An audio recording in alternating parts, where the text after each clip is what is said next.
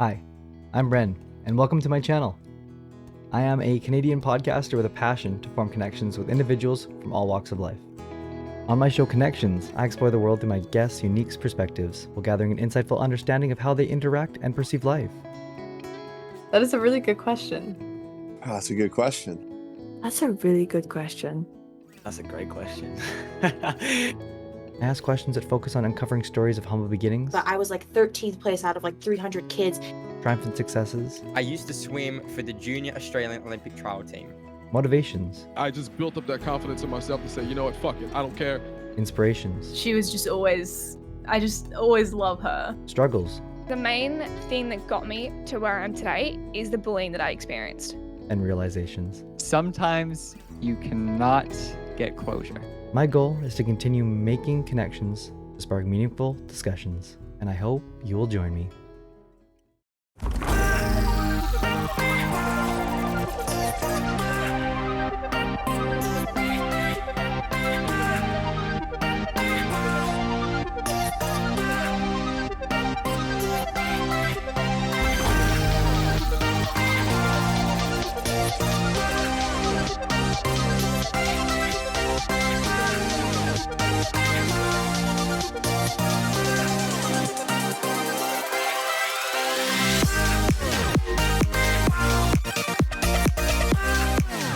Crazy to me is New Zealand and Canada are like, or at least in the time zone I'm in, are very close in time zones. You're 3 hours behind me, but a day ahead, which is very strange to me. And my brain no comprehendo.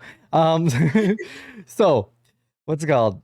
It just kind of interested me. I'm like 3 hours back, but the day ahead. Wait, what? But you know what? Like, it's great because at least we get to be able to hang out. It's not like too early for you. It's not too late for you. It's the perfect time for both of us, which is great. So, yeah, on the start of every single show, we play this game. It's called Quick Questions. And maybe you're new here. Maybe you've never been, maybe you've never been to the channel. Maybe you are coming, you're lurking, and you've never been, you're from the little, you're a baby, and what's it called? And you're coming over and hanging out with us. Well, this is how you play, or maybe from the raid from Nor, or from, not Nor, from YT. Thank you, YT. Well, this is Quick Questions, and this is how you play it. I'll get your lovely eyeballs to look at your stream as we play Quick Question, or how we play Quick Questions. So this is how we play Quick Questions. I can already feel the fuck, oh, bugs. Let's go. This is how we play Quick Questions. Quick Questions is quite simple. There's 3 rules to Quick Questions. The first one is that there are going to be 10 questions. Number 2 is that the guest is going to have 60 seconds to answer every question. And number 3 is that chat is going to get to gamble channel points if the guest will beat the clock. So B, I'm going to get you to run that prediction for me. Okay. And we're going to see. Chat's going to just see. Chat's going to pull apart and see if you gamble. You say yes. Gamble. I said, Bob's. What's it called? Is if we're going gamble. Yes. Nor. Oh my goodness. I was gonna make a joke, but that's probably not gonna hit well. Ignore. Prediction is up. There is, what do you think Bea is going to answer all the questions in time? We have 60 seconds on the clock. Is it yes? Is it no? The last guest did not beat it, just barely. My goodness, someone's putting in 9K. Oh my goodness, 9K to yes right now.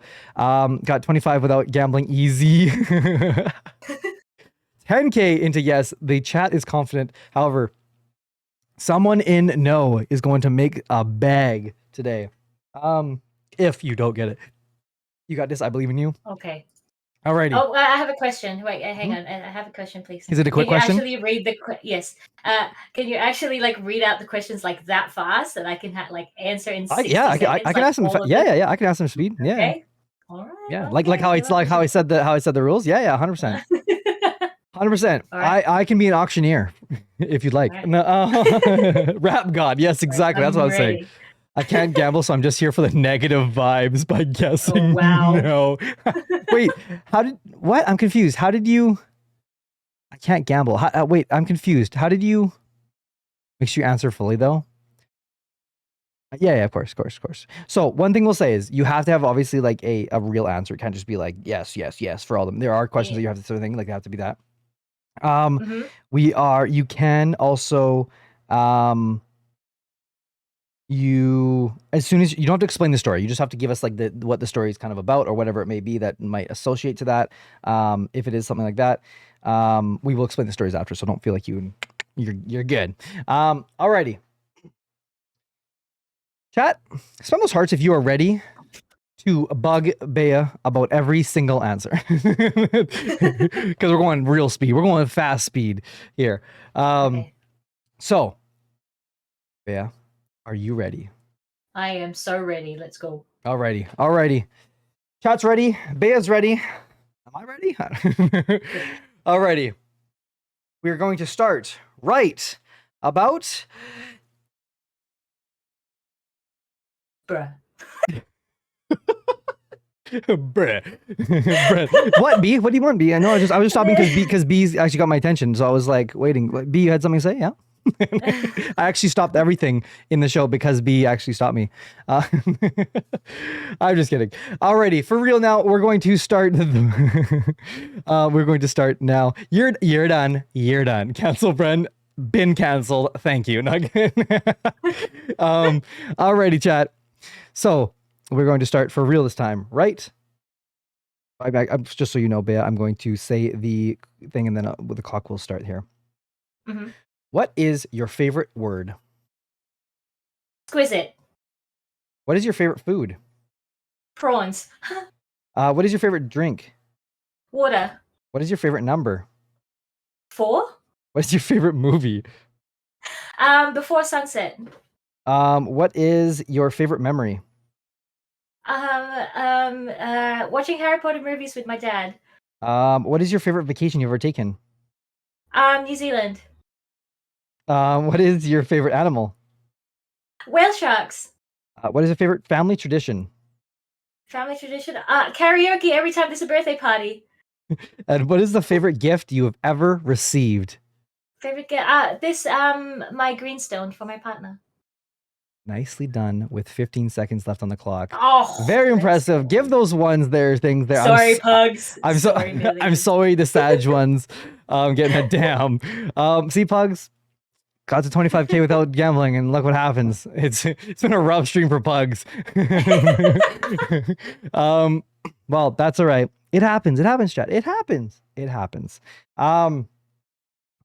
So we're going to go one by one here and get to see all your things. Congratulations there, Bea, for beating the clock there. It is definitely the feat. I've tried to do it and I haven't beat it once before. So I will give you the hat tip for that one. Very impressive.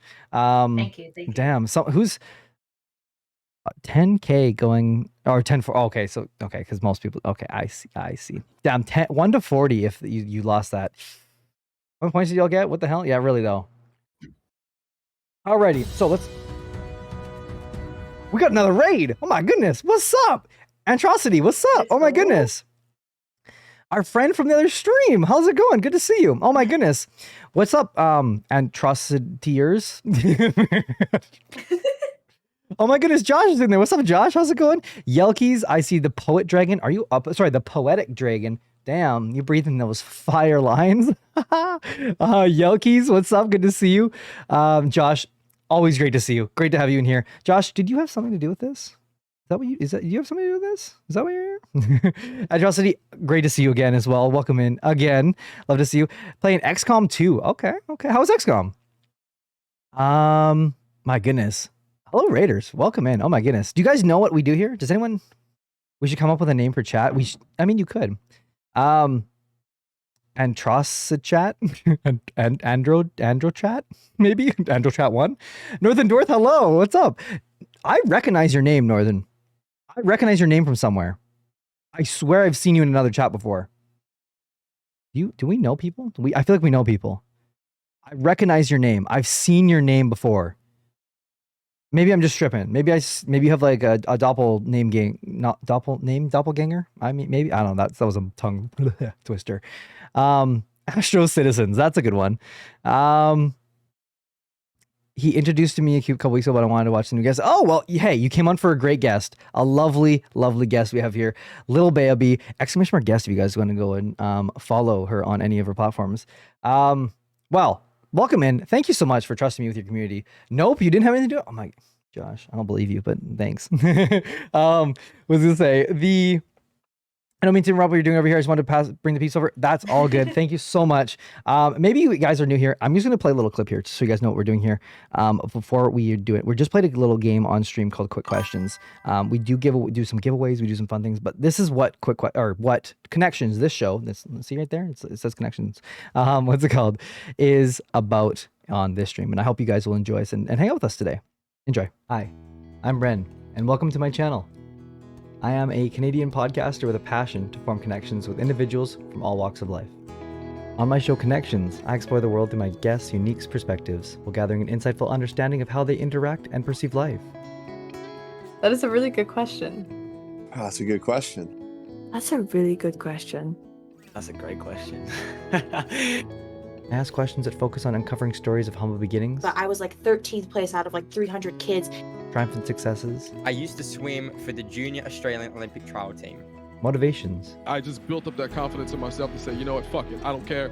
inspirations, She was just always, I just always love her. struggles, The main thing that got me to where I am today is the bullying that I experienced.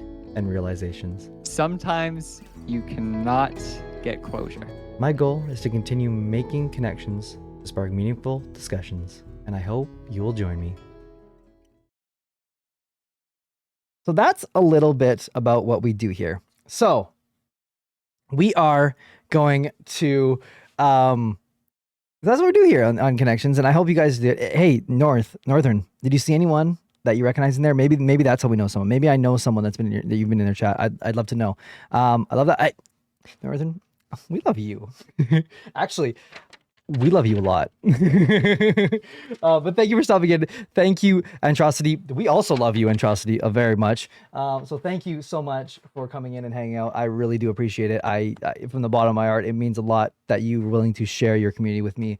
And this lovely creator, who I promise you is amazing. And if you have some time, I would love for you guys to stick around for the show with us.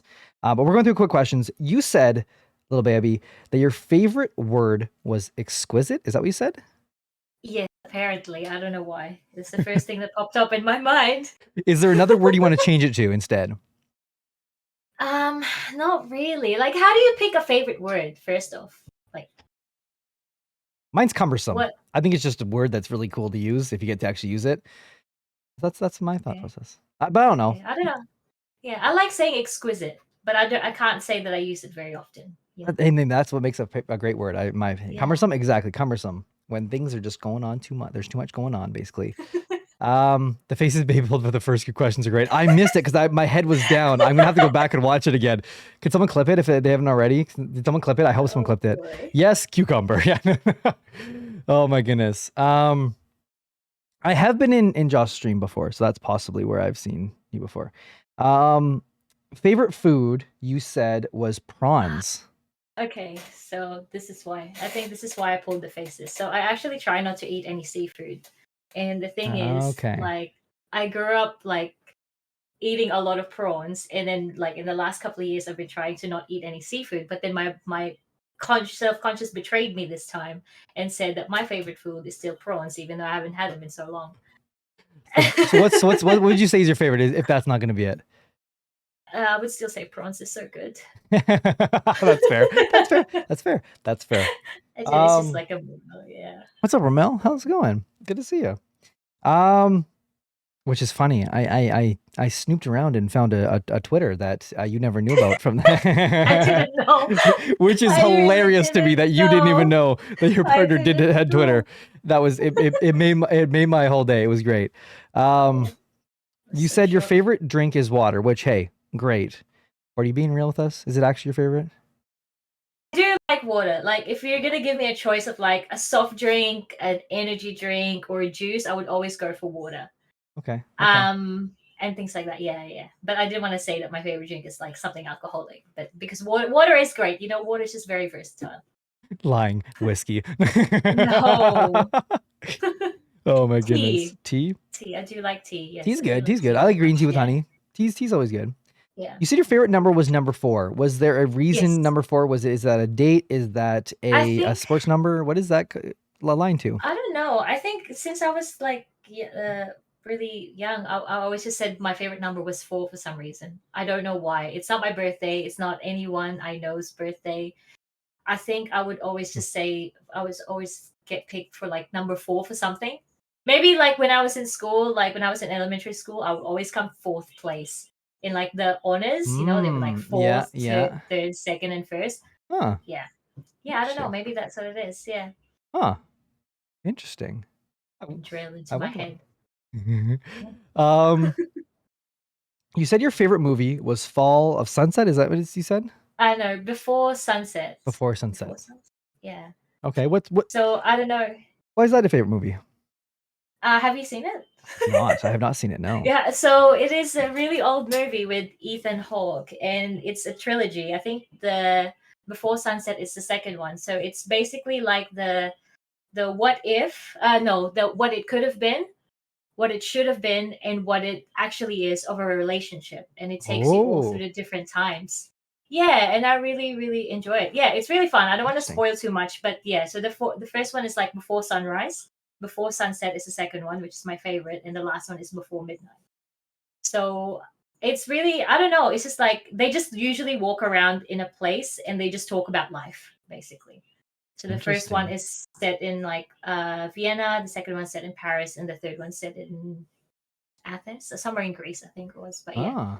Interesting. but yeah, I'll definitely check it yeah, out. yeah. That's interesting. Yeah. If you like people just talking about life and everything in it, it's basically what it is. I see in chat we got everyone giving out their drink orders now. Who's Yeah, I serving? know, I saw Huh? that. I Who's was like- serving?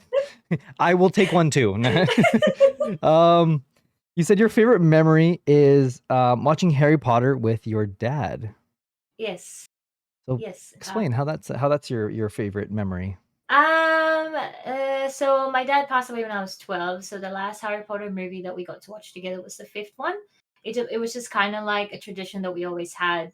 Like he was the one who was like, oh, I think you need to watch this. You know, I still remember the day he came home with the VHS of the first Harry Potter movie, and he's like, oh, you know, like you need to watch this. I think you really like it, and it just became a tradition. Like every time it would come out, we'll go out and watch it together. And then like in the Philippines, I think it's the same everywhere else. It's like counting down to midnight. HBO would always do like a Harry Potter marathon. So that's what I would do. I would stay up and watch Harry Potter with my dad. And yeah, it's just really fun.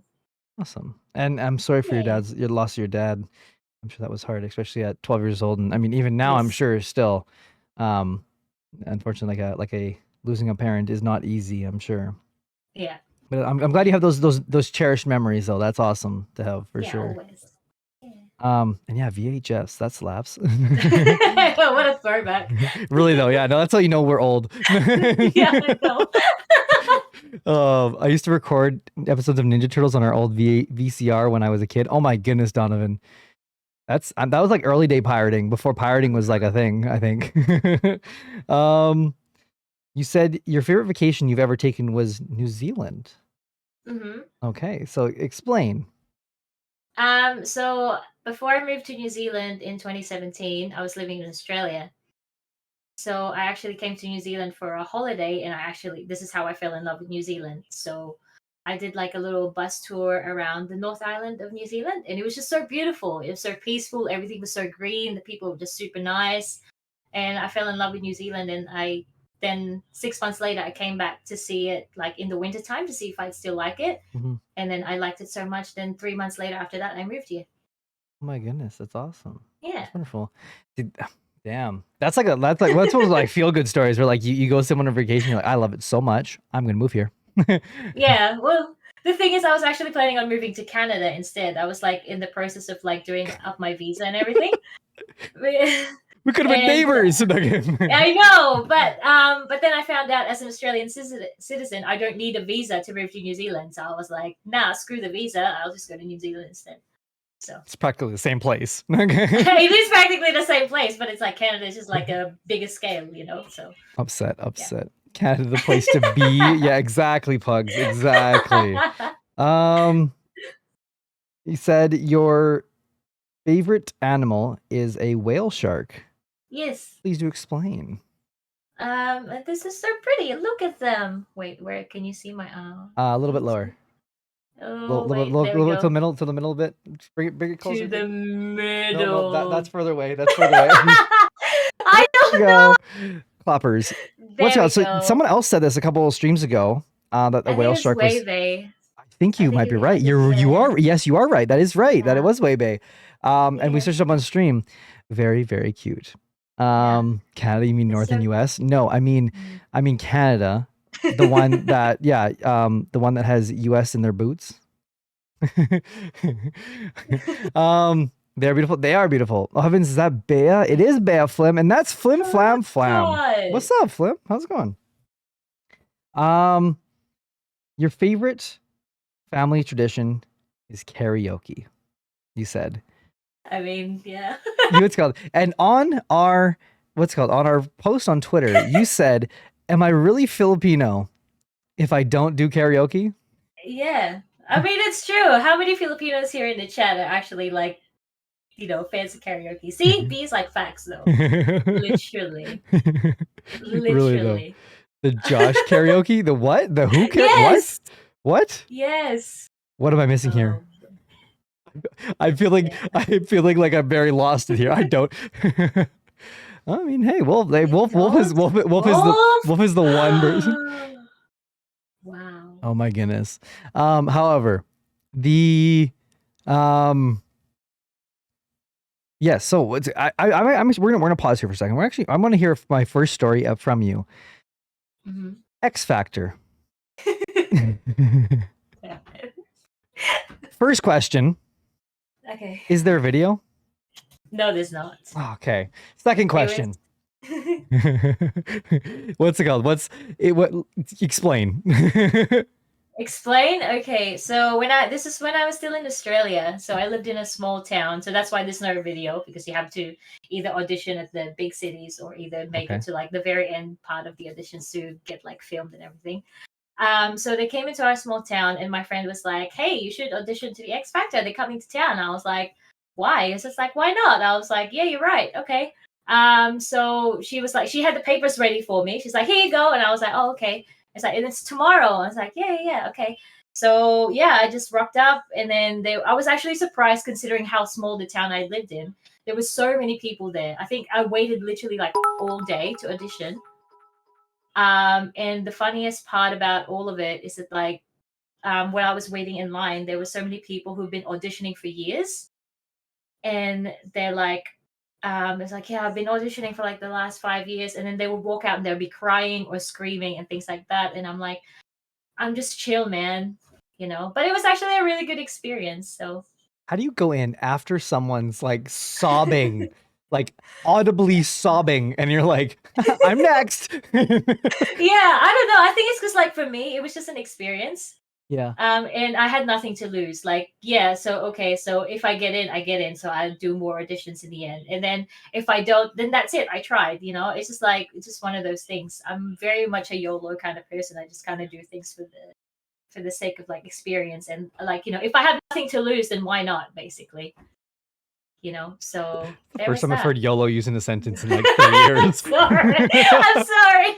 That's all right. What's it called? Oh my goodness, hi, it's Franti. Everyone say hi to Franti if you haven't already in chat. Franti's here. Everyone say hi to Franti. Franti.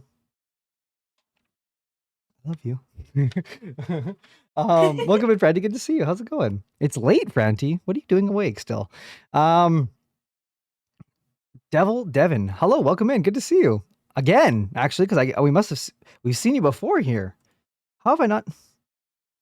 Hang on. Am I being big dumb? I feel like I'm being big dumb.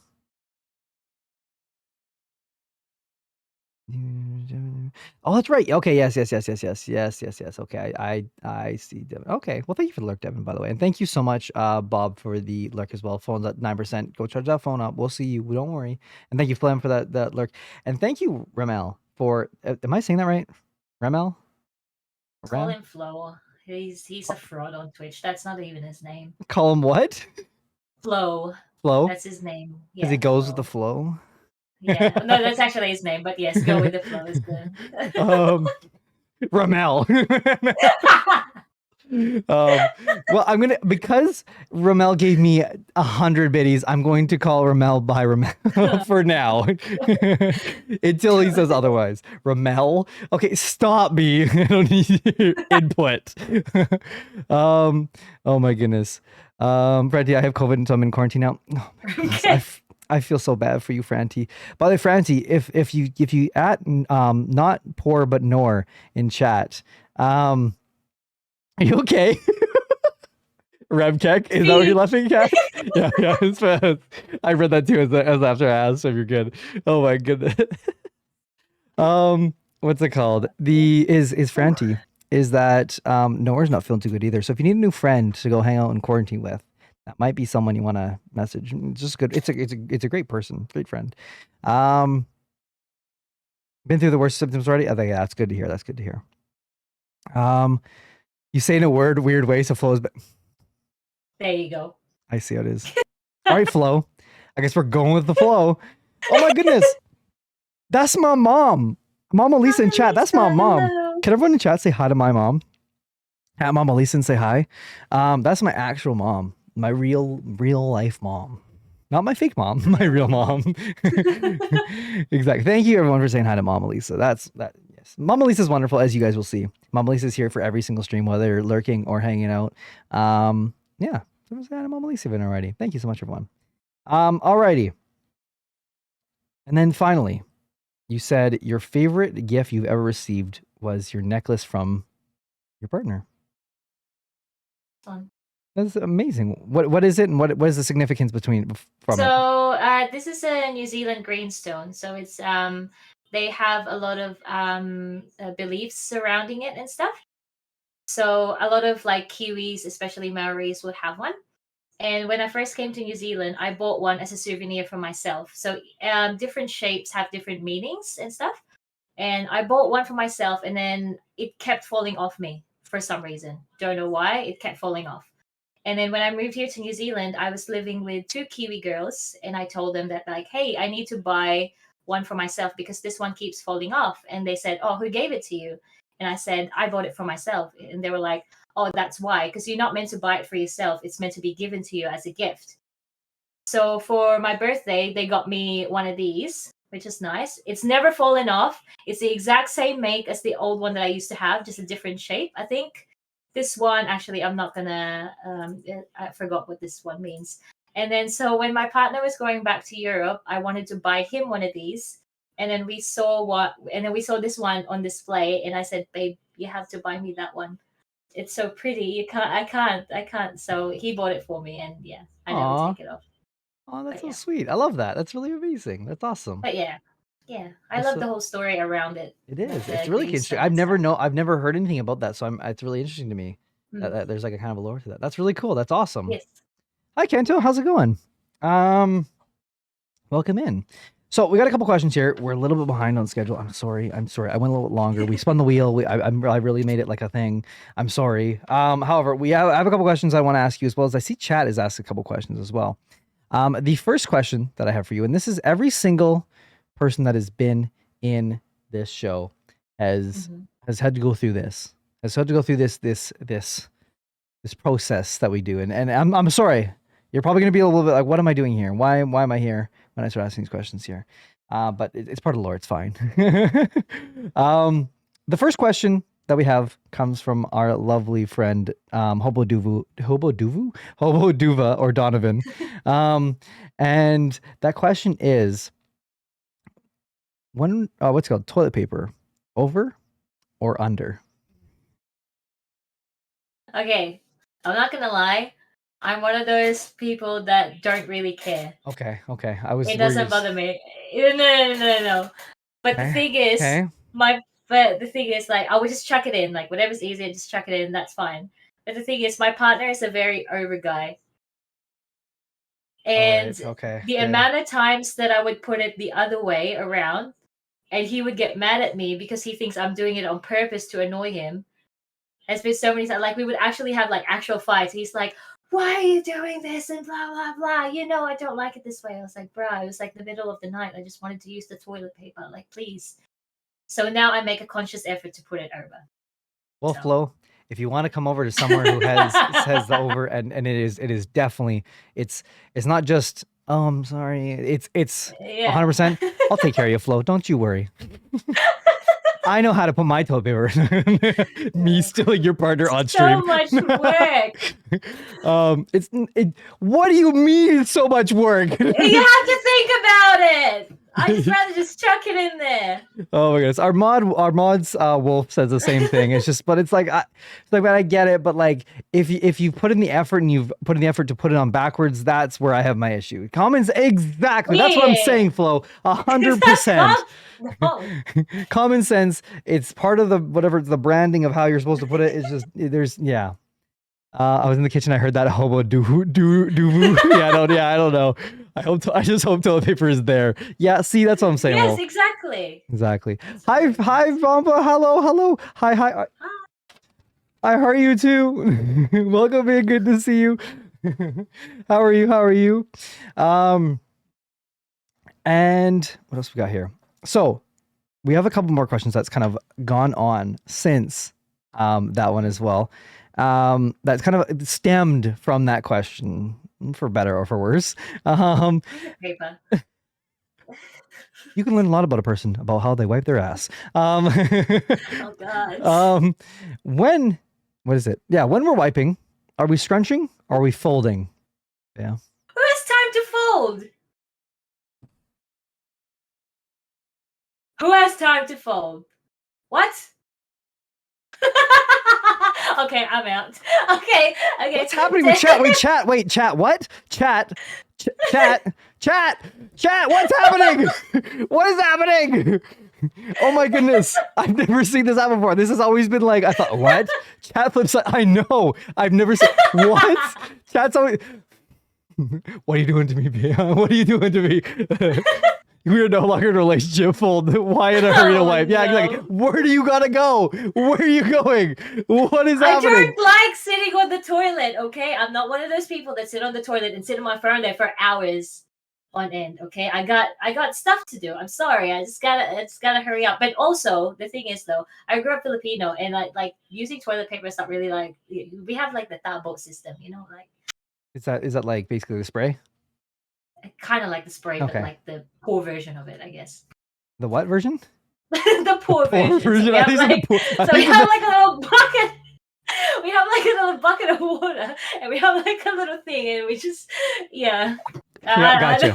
I got it. I got it. I'll be like, Come on, explain, please. I'm interested now. It's like, yeah, you have like a little cup with like a little handle, and it sits in a little bucket of water, and then that's just what you use. So we don't have like a spray. So we have this thing called the tabo. Interesting. Yeah. I'm sorry. It's Interesting. just use swipes. Yeah. Oh, that's that. Hey, I learned something new today.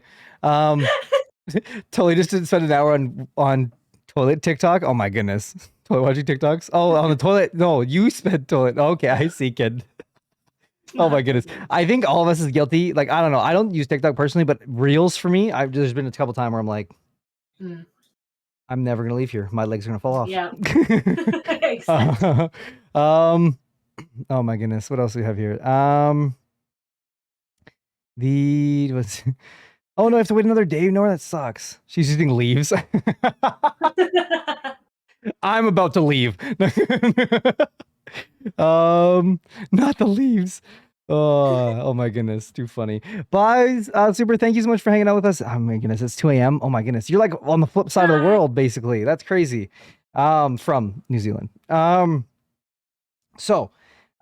then the final one for this toilet paper thing here. What else could there be? Oh, there's so much, but there's probably more we could probably add to this, but we've kind of capped it at 3. Is when we're wiping, are we going from front to back or back to front? To back. Who goes back to front? That's kind of gross, man. Okay. 1.5 out of 3. What? On my scoreboard. but true. The last one. Oh my goodness.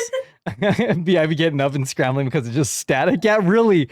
Anyone just like get up and you're like, I'm gonna fall over. Like totally. All right, well that's the toilet paper questions. I have some questions though for you too as well. You can learn a lot about a person about how they wipe their ass. That has never not been a funny segment. There's never been a time when anyone's like, because I think like everyone's just like, oh, so excited to be here, and then they're like, why am I answering questions about how I wipe my ass? Like, what did I do to get to this point? Yeah, God. you're probably wondering how I got here. That kind of moment. Yeah. Next time I'm doing it, I'm gonna be thinking about this moment and how I answered. I was like, maybe I should fold. Maybe You probably should. Maybe you should put your toilet paper over and prioritize that. I know. What? So we obviously we kind of see the lovely person who we see right in front of our screens right now. But what made you want to click the go live button for the first time, and what was that like? What was the first kind of moments of streaming? What was that kind of build up and leading you into the first beginning of streaming? It's probably the entertainer part of me, I think. Because like growing up, like in the Philippines, I was always like either the dancer or the singer, and then when I went to Australia, I was more into like the drama part of things. So I really enjoy being creative in that way and entertaining in that way. So even back in 2016, I was doing YouTube. You won't find anything like when the YouTube thing was like all the Ryan Higa kind of stuff, like all the little sketches that you do at home and things like that. I was really into that. And then I stopped that for a while because I was like don't really know where I was going. And then I discovered Twitch actually like back only in like December 2020 when I discovered Twitch, and I was like, hey, I could do this too. Like this could be a different start of like getting back into that, I guess, like entertaining part of things again.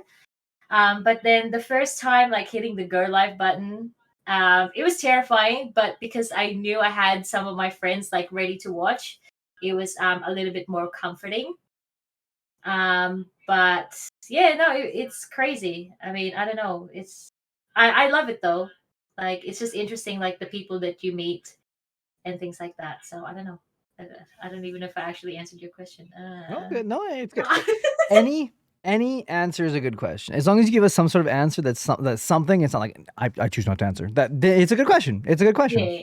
And so the answers are yours, as long as whatever it is sincere and real. That's what we're looking for. We want to know more about you, Bea. And that's what we're here for today. I see your things. Donovan, stop gaslighting people in my chat. My goodness.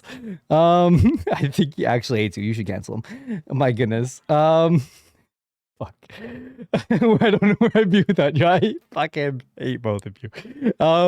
However, Wolf has a question for you because I apparently forgot to ask it. And my apologies, Wolf, from the bottom of my heart.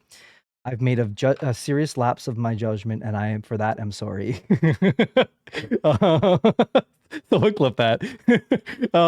What this say is fake tears. Yeah, just fuck. Oh no. I'm so sorry. Just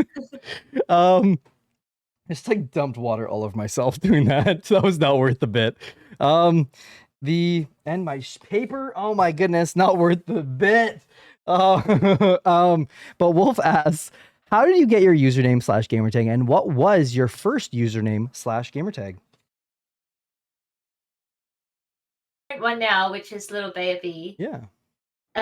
It's just because like people actually call me Little B all the time.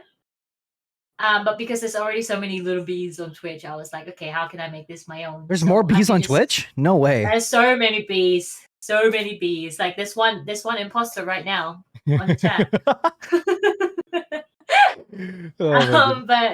But yeah, so I wanted to try to make it my own.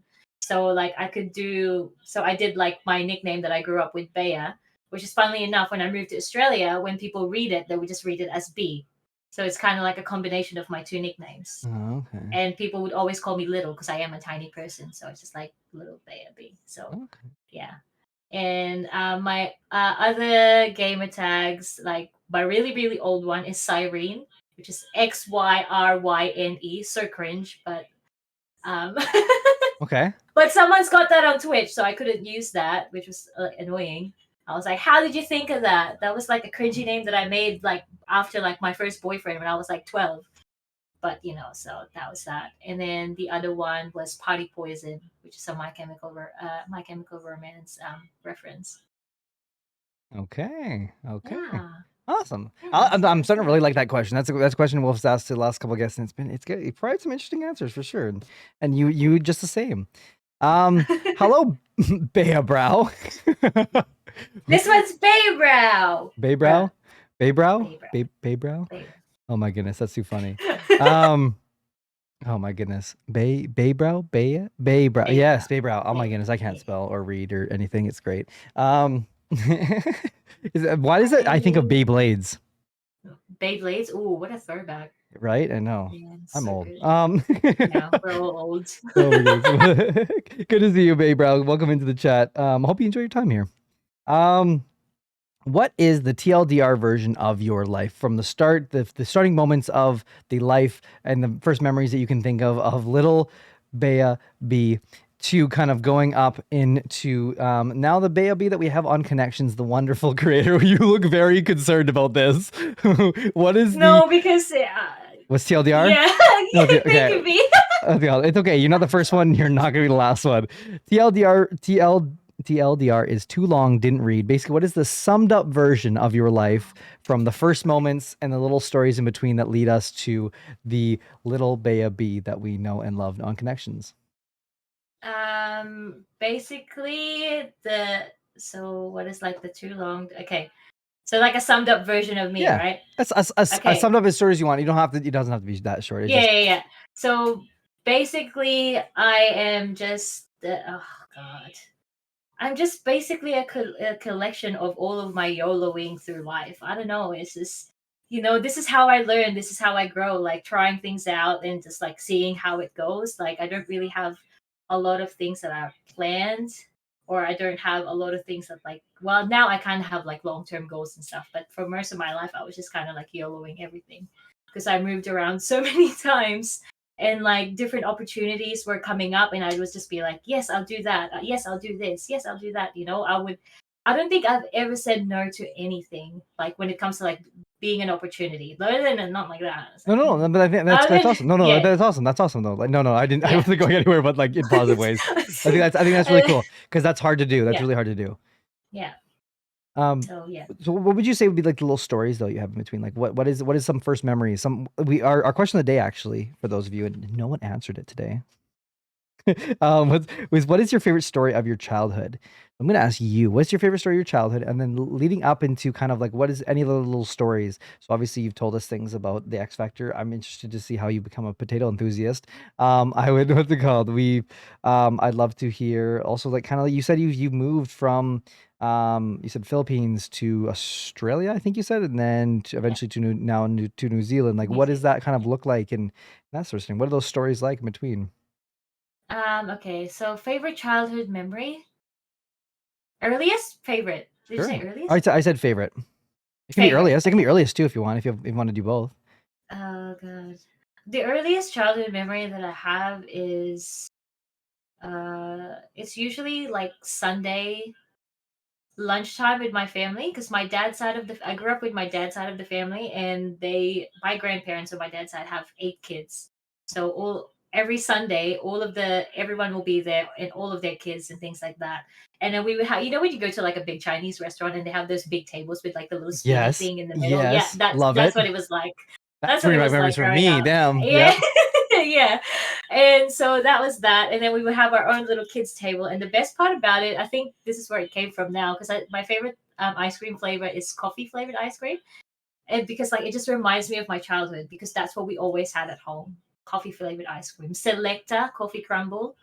Any Filipinos in the chat could confirm. But yeah. So good. I think it's just that like family was such a big thing to me growing up, which is kind of sad that I'm not really that close to my dad's side of the family anymore, especially after I moved away. But yeah, Awesome. yeah. And then what's kind of like the growing up stories? Like what kind of goes from there? So you said you had one of your earliest memories, and then what are stories kind of what is growing up as a little baby look like? Okay, so my parents separated when I was young. So and then I stayed with my dad, and then for a little bit I would see my mom on the weekends because they still worked at the same place. So my dad would take me to work on the Saturday, and then I would go home with my mom on the Saturday, and then spend the weekend with her and things like that. And which was good, like I could never say that like I ever saw my parents fighting when I was a kid, or at least I don't remember. So they still had a good relationship, even though they've broken up and they don't live together anymore and stuff. And then probably after like a year or so doing that, it stopped. Like I didn't see my mom. She would only call, send me presents through other people. Like she would give a present to a family friend. That family friend would give it to me. Like I didn't see her for a while. And then next thing I know, I finally get to visit my mom, and I have a little brother. And I was like, oh, okay, this is nice. Like it was nice for me because I was the only one in my dad's side of the family that didn't have a sibling. So that was exciting for me. But like I was so young, I didn't really understand that. I was like, this is this strange man. I was like, hello, I have a brother, and you're with my mom. And like, I didn't really care, but I was just excited to be a big sister. And then a year later, there was another one. My little sister came in, and that was really exciting. And then after that, I lived with my mom when I was in 5th grade. So I left my dad, but I would spend like summers and holidays with my dad, which was great. And then the last time I saw my dad was just before going to high school. So he unfortunately passed away a week after I saw him last. And then at around this time, my mom and my stepdad were going through the process of applying for a visa to move to Australia. And I said, oh, I don't want to go. I want to stay in the Philippines. I want to stay with my dad because I knew which college I wanted to go to. Being like raised by an Asian family, they have everything all planned out for you. I wanted to be a chef and things like that, or a music teacher. Those were the things that I wanted to do. But um, since my dad passed away, I had to go to Australia with him. And I hated that. Like, I hated it so much. Like, I cried about it for so much. I was in by the time we left, I was in 3rd year high school. And, I was at the peak, I was kind of like one of the popular girls in school. Like, I was involved in all of the things and things like that. So just the idea of leaving it was terrifying, and I hated it. And then moving to Australia, the first year was hard because like I dealt with a lot of racism at school that I never really experienced in the Philippines, so I didn't really know how to deal with it. But then, yeah, I think like after a while, I got you like learning the Australian culture and kind of like embracing it. Really helped me gain more confidence over there, and also like seeing moving to Australia as the opportunity that it actually was, because like getting an Australian passport gets me to so many different places. You know, that was the main thing that I didn't really realize until I got one, and I was like, oh, I could get a job that pays me so well. Like I moved out of home and I was living by myself. I had all this independence that I don't think I would have done if I stayed in the Philippines. So yeah, allowing, being able to travel in Australia, or yeah, like out of Australia and stuff. That's how I ended up in New Zealand. Then yeah, and now I'm here. Alright, I don't know, awesome. that's gonna, yeah. Wonderful. Sorry, I was too long. No, that Yeah. was great. That was perfect. That's what we're looking for. This show is open to tangents, so don't feel like you have to ever like cut yourself off. We are good. We Okay. will get back on track. Don't you worry. I've done this enough times to know how we can get this going. That's great. That's what we want to hear. We want to get to know about you. Me and chat. We're all here for you. This is what we're here for. We're here to listen to you. I'm just guiding you into the conversations that I know. Let's go. We'll get some interesting stories, and I'll kind of on that stuff. It's like spam that love, chat. If you don't know what to say, spam that love. That is one thing we can do. It's in the channel redemptions. That's what it's there for. Spam it on love, and you can see the little love on the bottom there, like when B put it there, like Plum put there. Exactly. You can spam that love. And if the guest says anything that's nice, or when the guest leaves today, spam that love, please. It's what it's there for. We love love here. We love you. Thank you. Exactly. So there's obviously a couple things that I want to kind of touch on here in a little bit here. Mhm. As well, but we probably will do it. We'll wait because we are like almost 30 minutes behind schedule here of where we were supposed to have our first break, which is okay. It's all right. We're having fun. We're having fun. However, we're gonna put that break now. We're gonna do that break right meow. And when we come back, we're gonna do two truths and a lie, and someone will possibly leave with a VIP badge today in chat. if the chat can help us out with the two truths and a lie. So, if that interests you, You're thank you, doing Mel. great, Bren. Oh, thank you, Flo. Appreciate you. What's it called? For the you're doing great, Bren. Someone might be leaving with a VIP in this channel today. So don't go anywhere. Stay tuned. And we will be right back after. Thank you, Baybrow. Thank you so much. Or Baybrow. Hey, bro. My brain is melting within my head. Thank you for the follow. I appreciate you. I hope you'll stay with us. Go drink some water and get a snack and come right back because we'll be back in about 5 minutes or less with connections and two truths and one lie. We'll see you in a second. Answer that I could say, okay, I can accept this.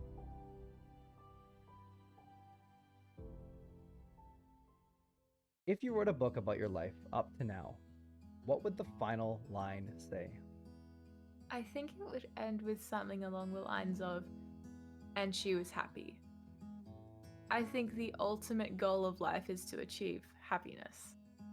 I hope happiness for every single person. That is the ultimate goal.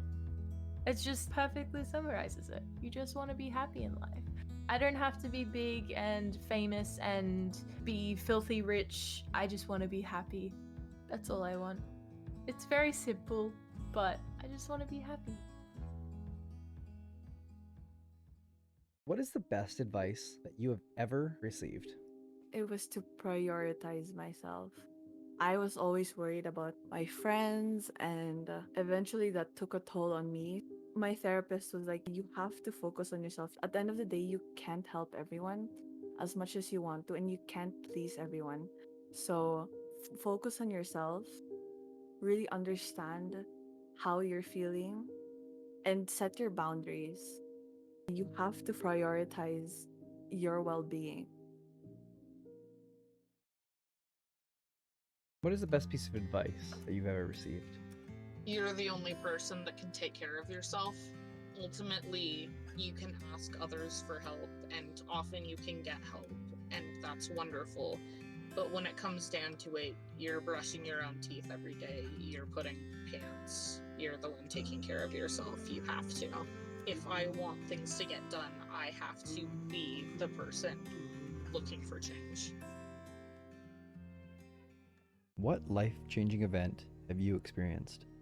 So I was with this person for just under 3 years, I think. But in that time, I basically completely isolated myself from my family, my friends. I was just like a typical, like very insecure teenager. I moved out just to be closer to this person. And this was a kind of like very controlling environment. Like they decided what I dressed, what I said. I couldn't swear because it wasn't ladylike.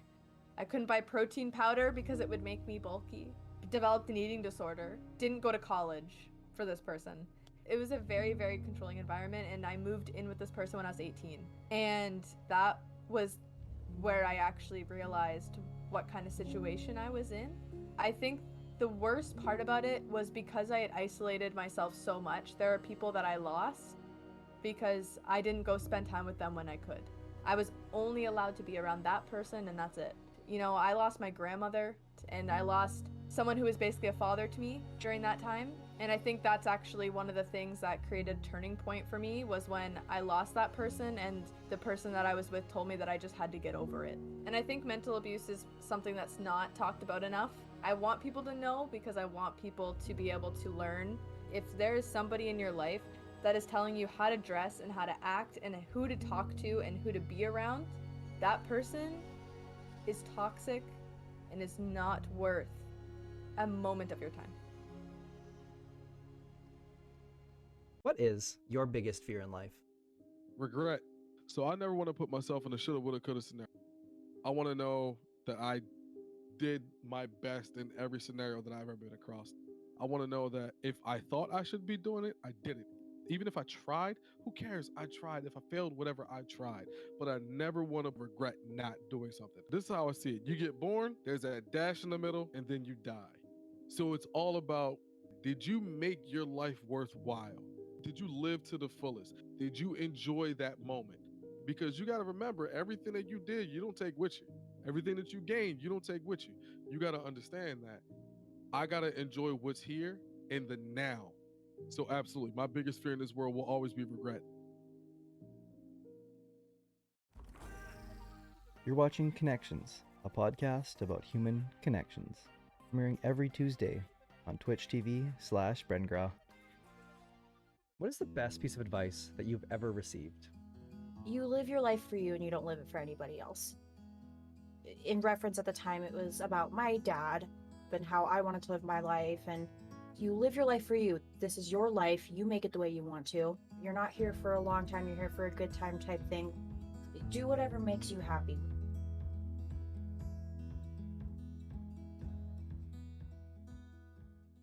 What life-changing event have you experienced?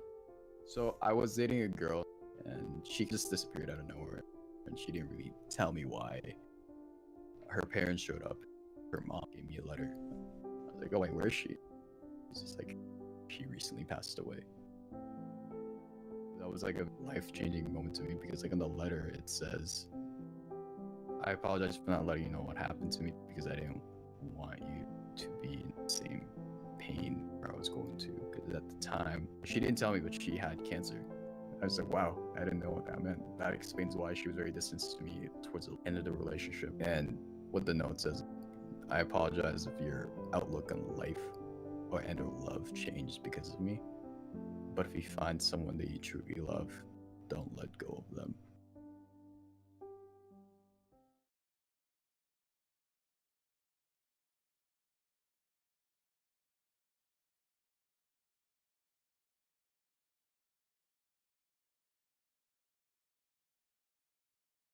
I'm muted. I'm sorry, chat. I'm sorry. I've just been like talking to myself for the past second there. I'm so sorry. Sorry, chat. What I was saying was, I'm so sorry. Sure. All right, Pugs. You gaslighting me too? What's with all the VIPs gaslighting today, huh?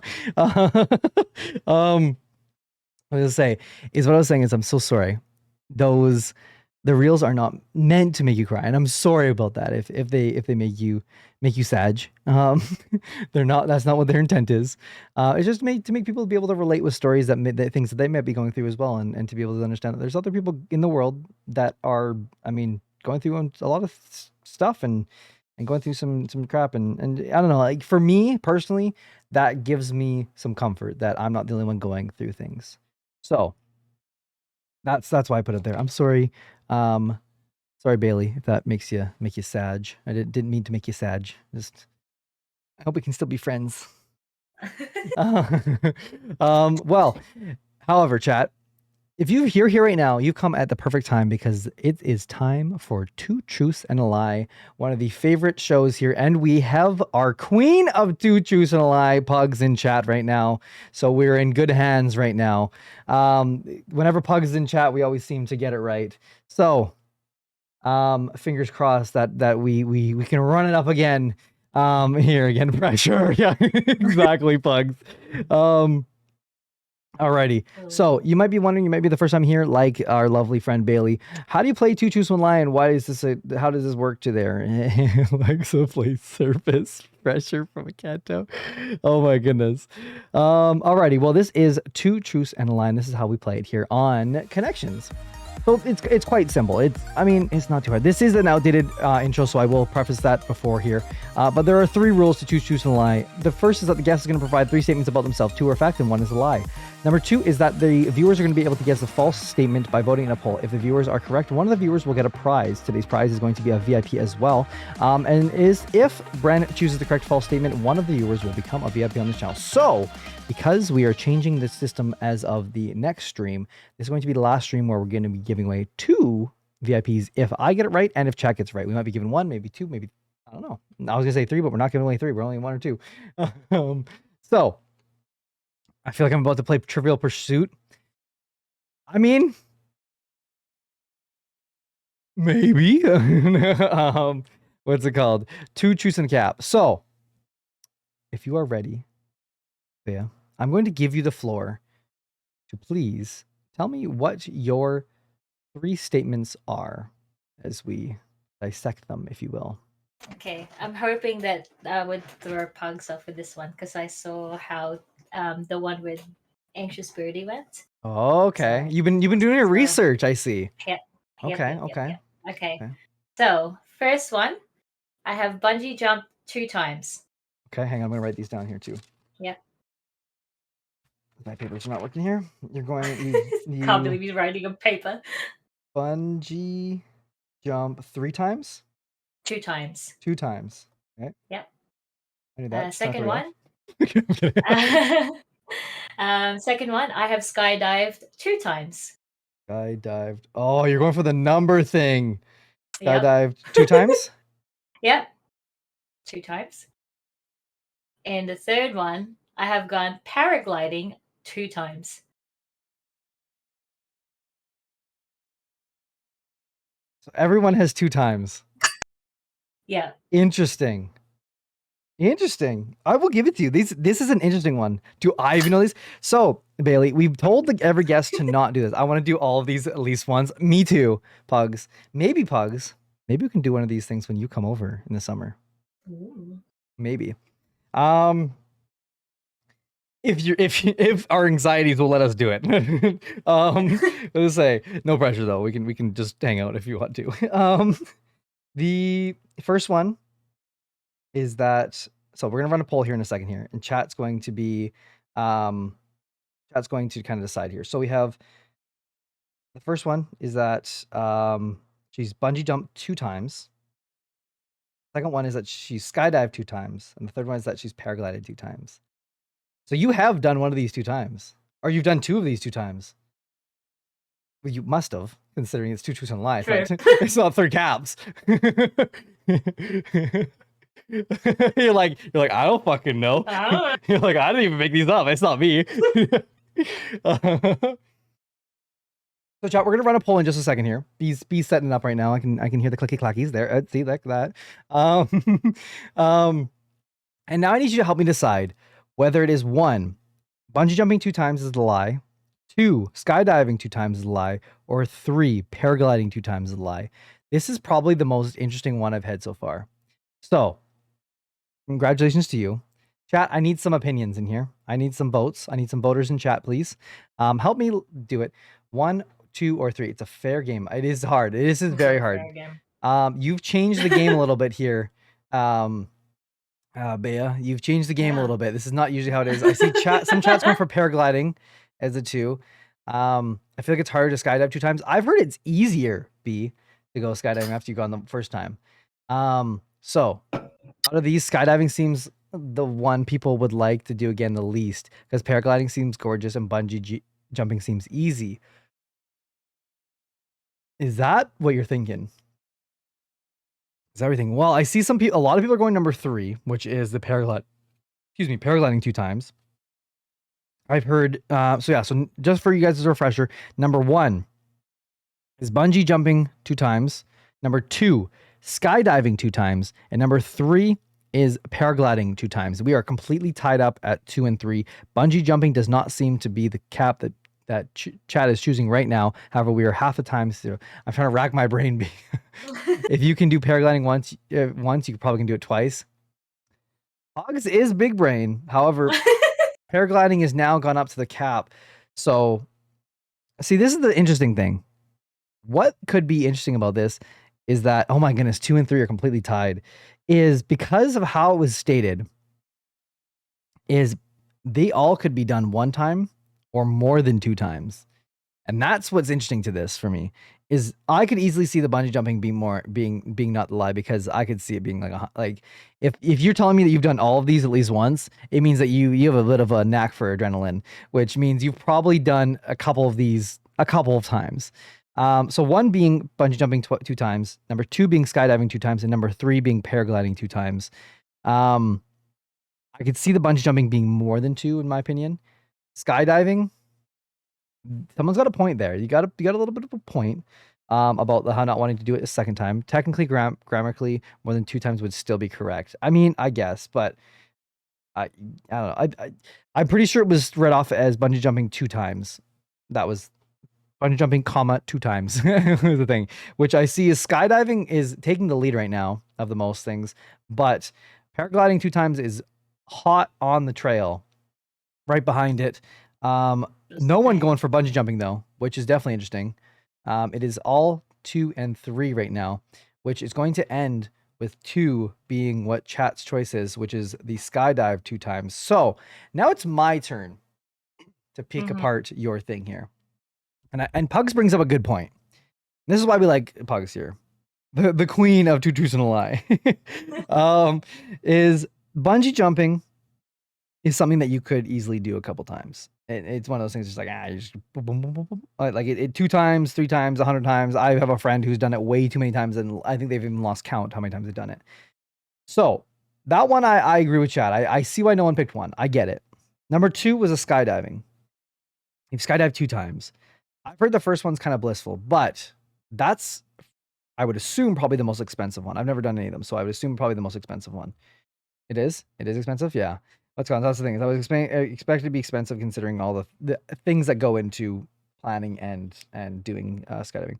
Whereas paragliding is a lot more calming and cooler, is what I would, in my opinion, or would be. So that's what I'm thinking is it probably be a little bit more calming, if you will. So I'm gonna go. I got bamboozled last time, and I'm not trying to do it again. I went against chat last time, but we didn't have Pugs in chat last time. I'm gonna go with Pugs, even though I know you studied Pugs, you studied how Pugs analyzes things, and you curated to that thing, which is very impressive. By the way, I did my research and you did your research, so Pugs is right manifesting. Yeah, really. Really though, 100%. Pugs is always right. Pugs is never wrong. I can see them paragliding a bit more boring. Oh, Pugs is really thinking today. It might be like the middle of the night for Pugs, but Pugs is still like big brain in this shit. So, but the gut feeling says it's skydiving. Yeah, it's almost 3 a.m. It's crazy. Okay, I'm gonna go with. Why is my gut saying nah? Pugs is correct. Let's go with Pugs.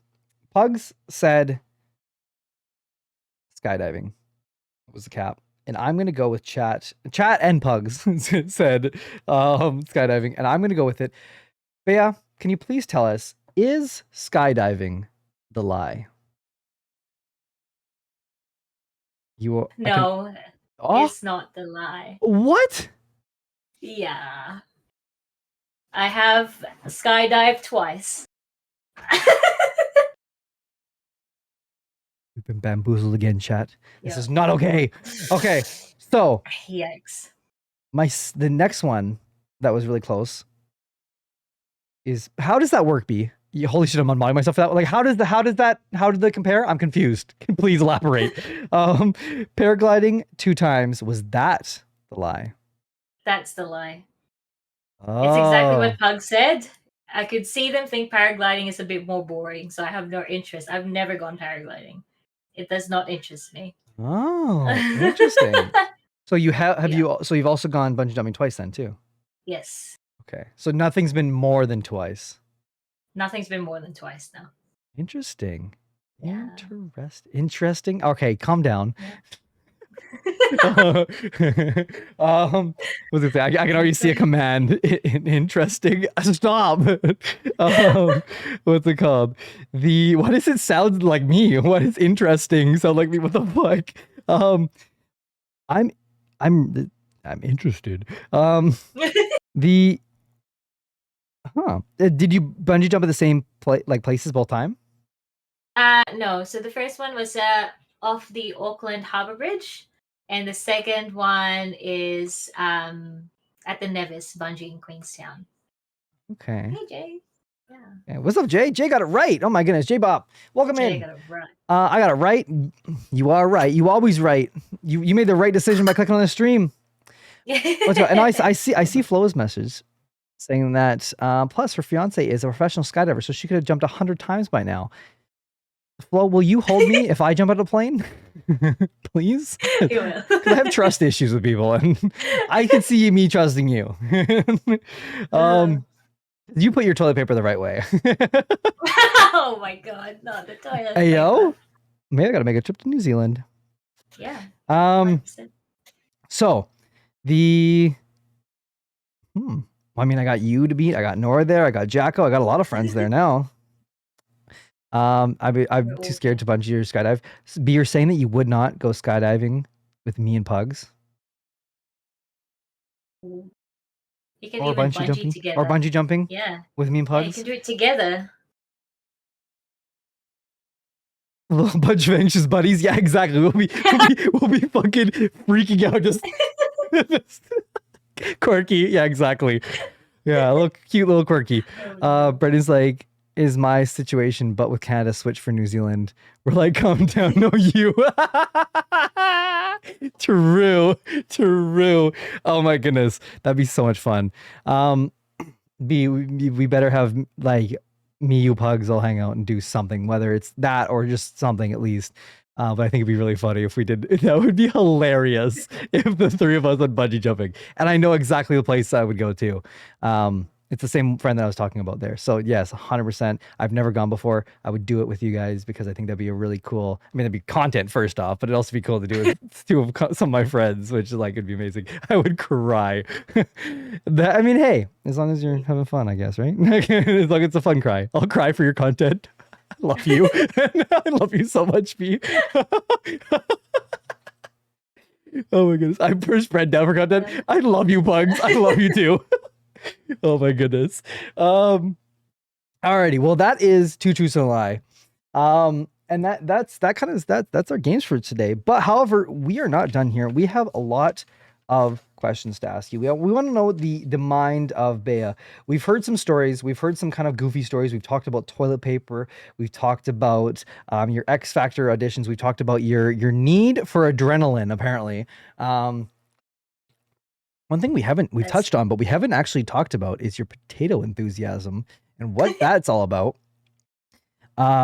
We have talked about a little bit about your dad, which we'll talk about here in a bit. We've talked about your karaoke. We've talked about how instead of toilet paper, you use some sort of like bucket and water and splash. Tabo. And a couple other things and kind of how you've moved around the world in your life here. However, this is the part of the show where we get to the deep questions, the real questions, the sincere things. So chat, grab your nicest blankie, grab your tea. Yeah, exactly. Grab your what's it called? Grab your coziest pillow. If maybe you have a Breb pillow, maybe you have a Bren bear. Maybe you can cuddle. I don't know. Grab those things. Thank you for the hydrate, by the way, Flo. I have Bren dog. See, there you go. That you got a great thing to hug there. Oh, also, Bren, I put my toilet paper overnight under. Thank goodness you're not a psychopath, Bailey. Potatoes, boil them, mash them, put them in a stew. Okay, so let's start with that. I think that's the most thing. Why do you on all your platforms, not just one, all of your platforms, you have very clearly in there saying potato enthusiast. Mm-hmm. Why? Okay, so being I've always loved it. It's exactly what Pug said. Boil them, mash them, put them in the stew, fry them. Literally, you can eat them anyways. But the thing that really upsets me is because I've never been into mashed potatoes until recently. Yeah, exactly. So because I've always been a rice person, like with what you would have with mashed potatoes, what you would usually have with rice. Exactly. But then like my partner likes, having like mashed potatoes and everything. And I don't want to have to cook both at the same time. So I was like, you know what? I'll be the sucker. I'll make mashed potatoes. So, and then I started to learn making mashed potatoes, started to like it. So now I'm just like, oh my God, potatoes could really do everything. I'm just so like amazed. You can literally do anything with them, not even Taylor Swift is as versatile as potatoes. Like, I just don't know, man. It's just so good. Don't you say that about our Taylor Swift. She can do country, she can do pop, she can do alternative, but can she be like Nothing's better than Taylor Swift. No. I love Taylor Swift too, though, but man, she's just not hitting the same level as potatoes. But yeah. Oh my goodness. Yeah, this T-Swift slander I will not stand for. No, I'm a Swiftie for life. Oh my goodness. What do you mean? I mean, true though. You can do a lot with potatoes. Yeah. But Taylor does more. When she comes up with a rock album, then she'll be like potatoes. Taylor Swift. I got you. Yeah. Okay, I see you. I get it. Not even the quote of the day. I know. I'm gonna be thinking about that all the time. But you'll be like, wow, like you're crazy. You can do everything. you're more than Taylor Swift. Like, Yeah. not as versatile as potatoes. Yeah, really. That's crazy. Oh my goodness. Let's see what we got here. Versatile. I'm gonna fall asleep laughing to that tonight. I hope you know that. I'm glad. Really though. You said earlier in your kind of your TLDR version, your summed up version of earlier. You said that you really aspired to be when you were younger a chef and a music teacher. Do you hold any of those still to this day? Probably not. No. No. No. That's kind of been a dream that's passed by, eh? Yeah, because like I don't even know why I wanted to be a chef when I was younger because I was even more picky with eating foods when I was younger than I am now. But I think now because like I've always worked in hospital and I know what it's like to work as a chef, I feel like I don't want that anymore because like none of them cook nice food when they get home. They just like, like they're so tired from making all Microwave. this now. Yeah.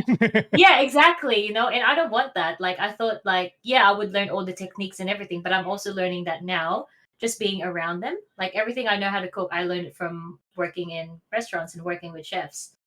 So yeah, I think I'm kind of getting in a way like kind of like the benefits, but like, what I wanted to learn from possibly pursuing a chef career when I was younger. Now they're not actually living the life of a chef, I guess.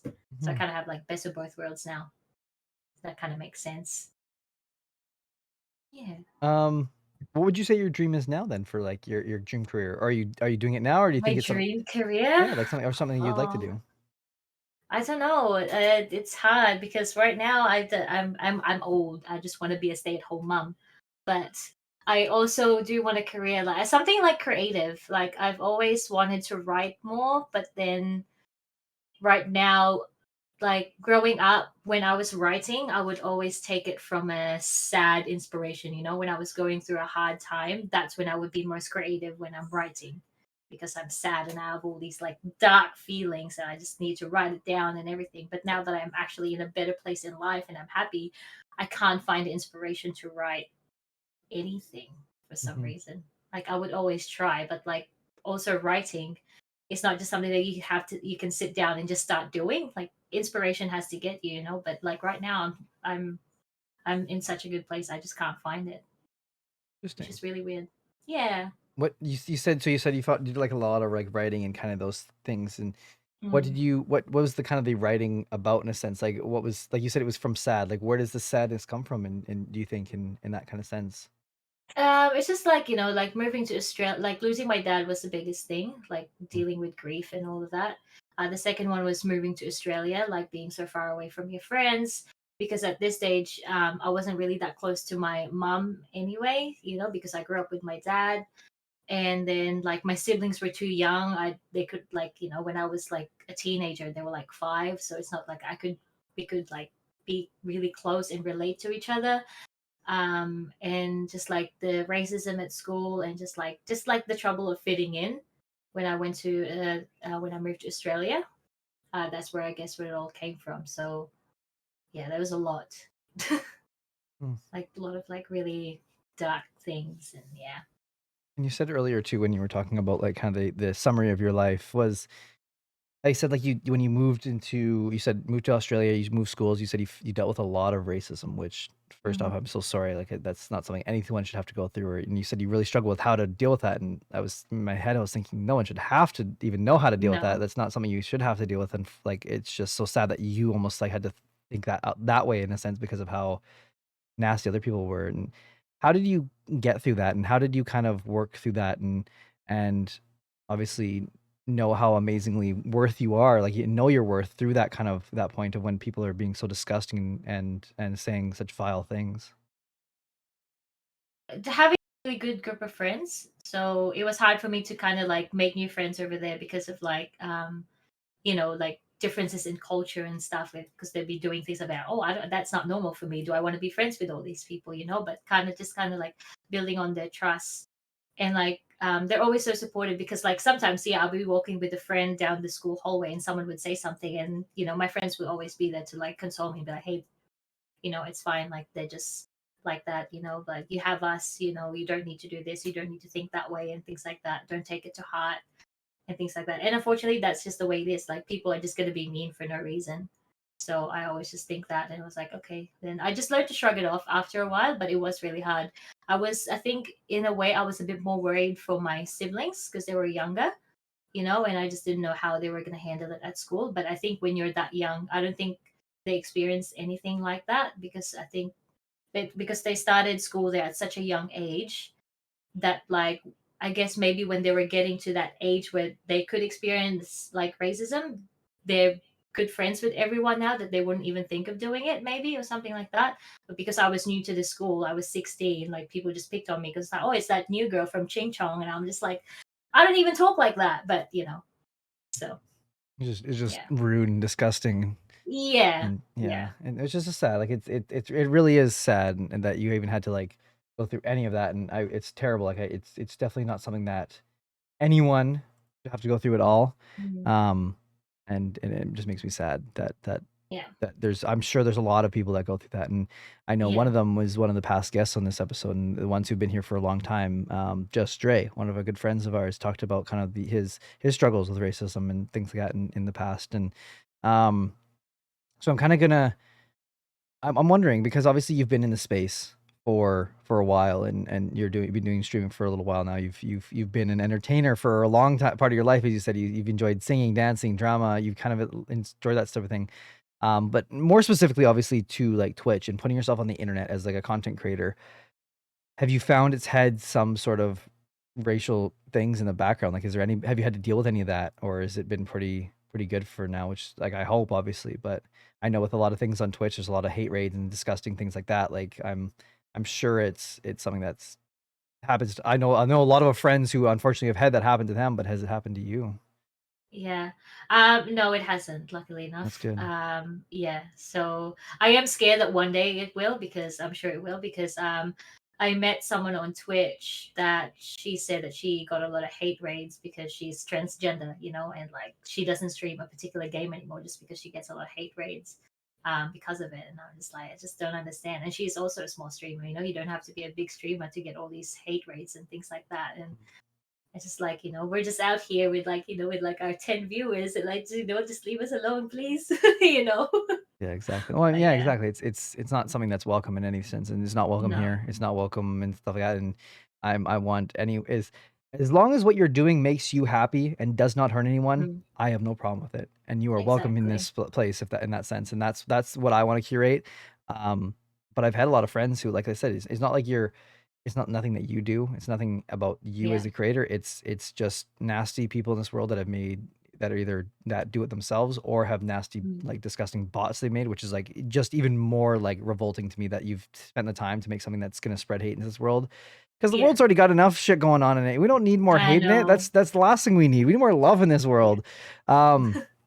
And I think that that's the thing is it's so hard to so that, like, one of our close friends of the show is Wreck-It Raven, the person who challenged Twitch on Twitch Do Better, and the day off Twitch in September and like that. And it was so inspiring to see someone who is like so willing to kind of push back against what people have kind of stayed quiet in a sense in the past. And which, I mean, I'm not saying that that whole situation people are quiet, but I think is was very willing to be the thing, and also got a lot of hate and serious issues with it, which is disgusting to me. And I'm so sad that anyone has to go through that.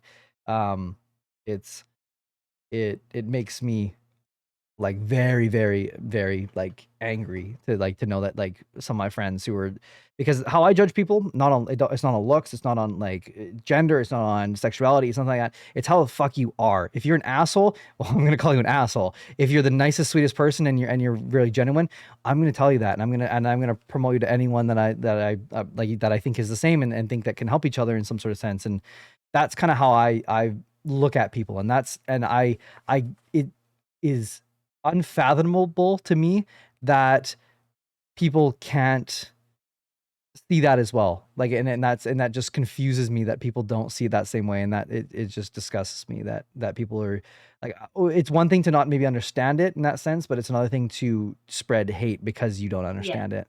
Yeah.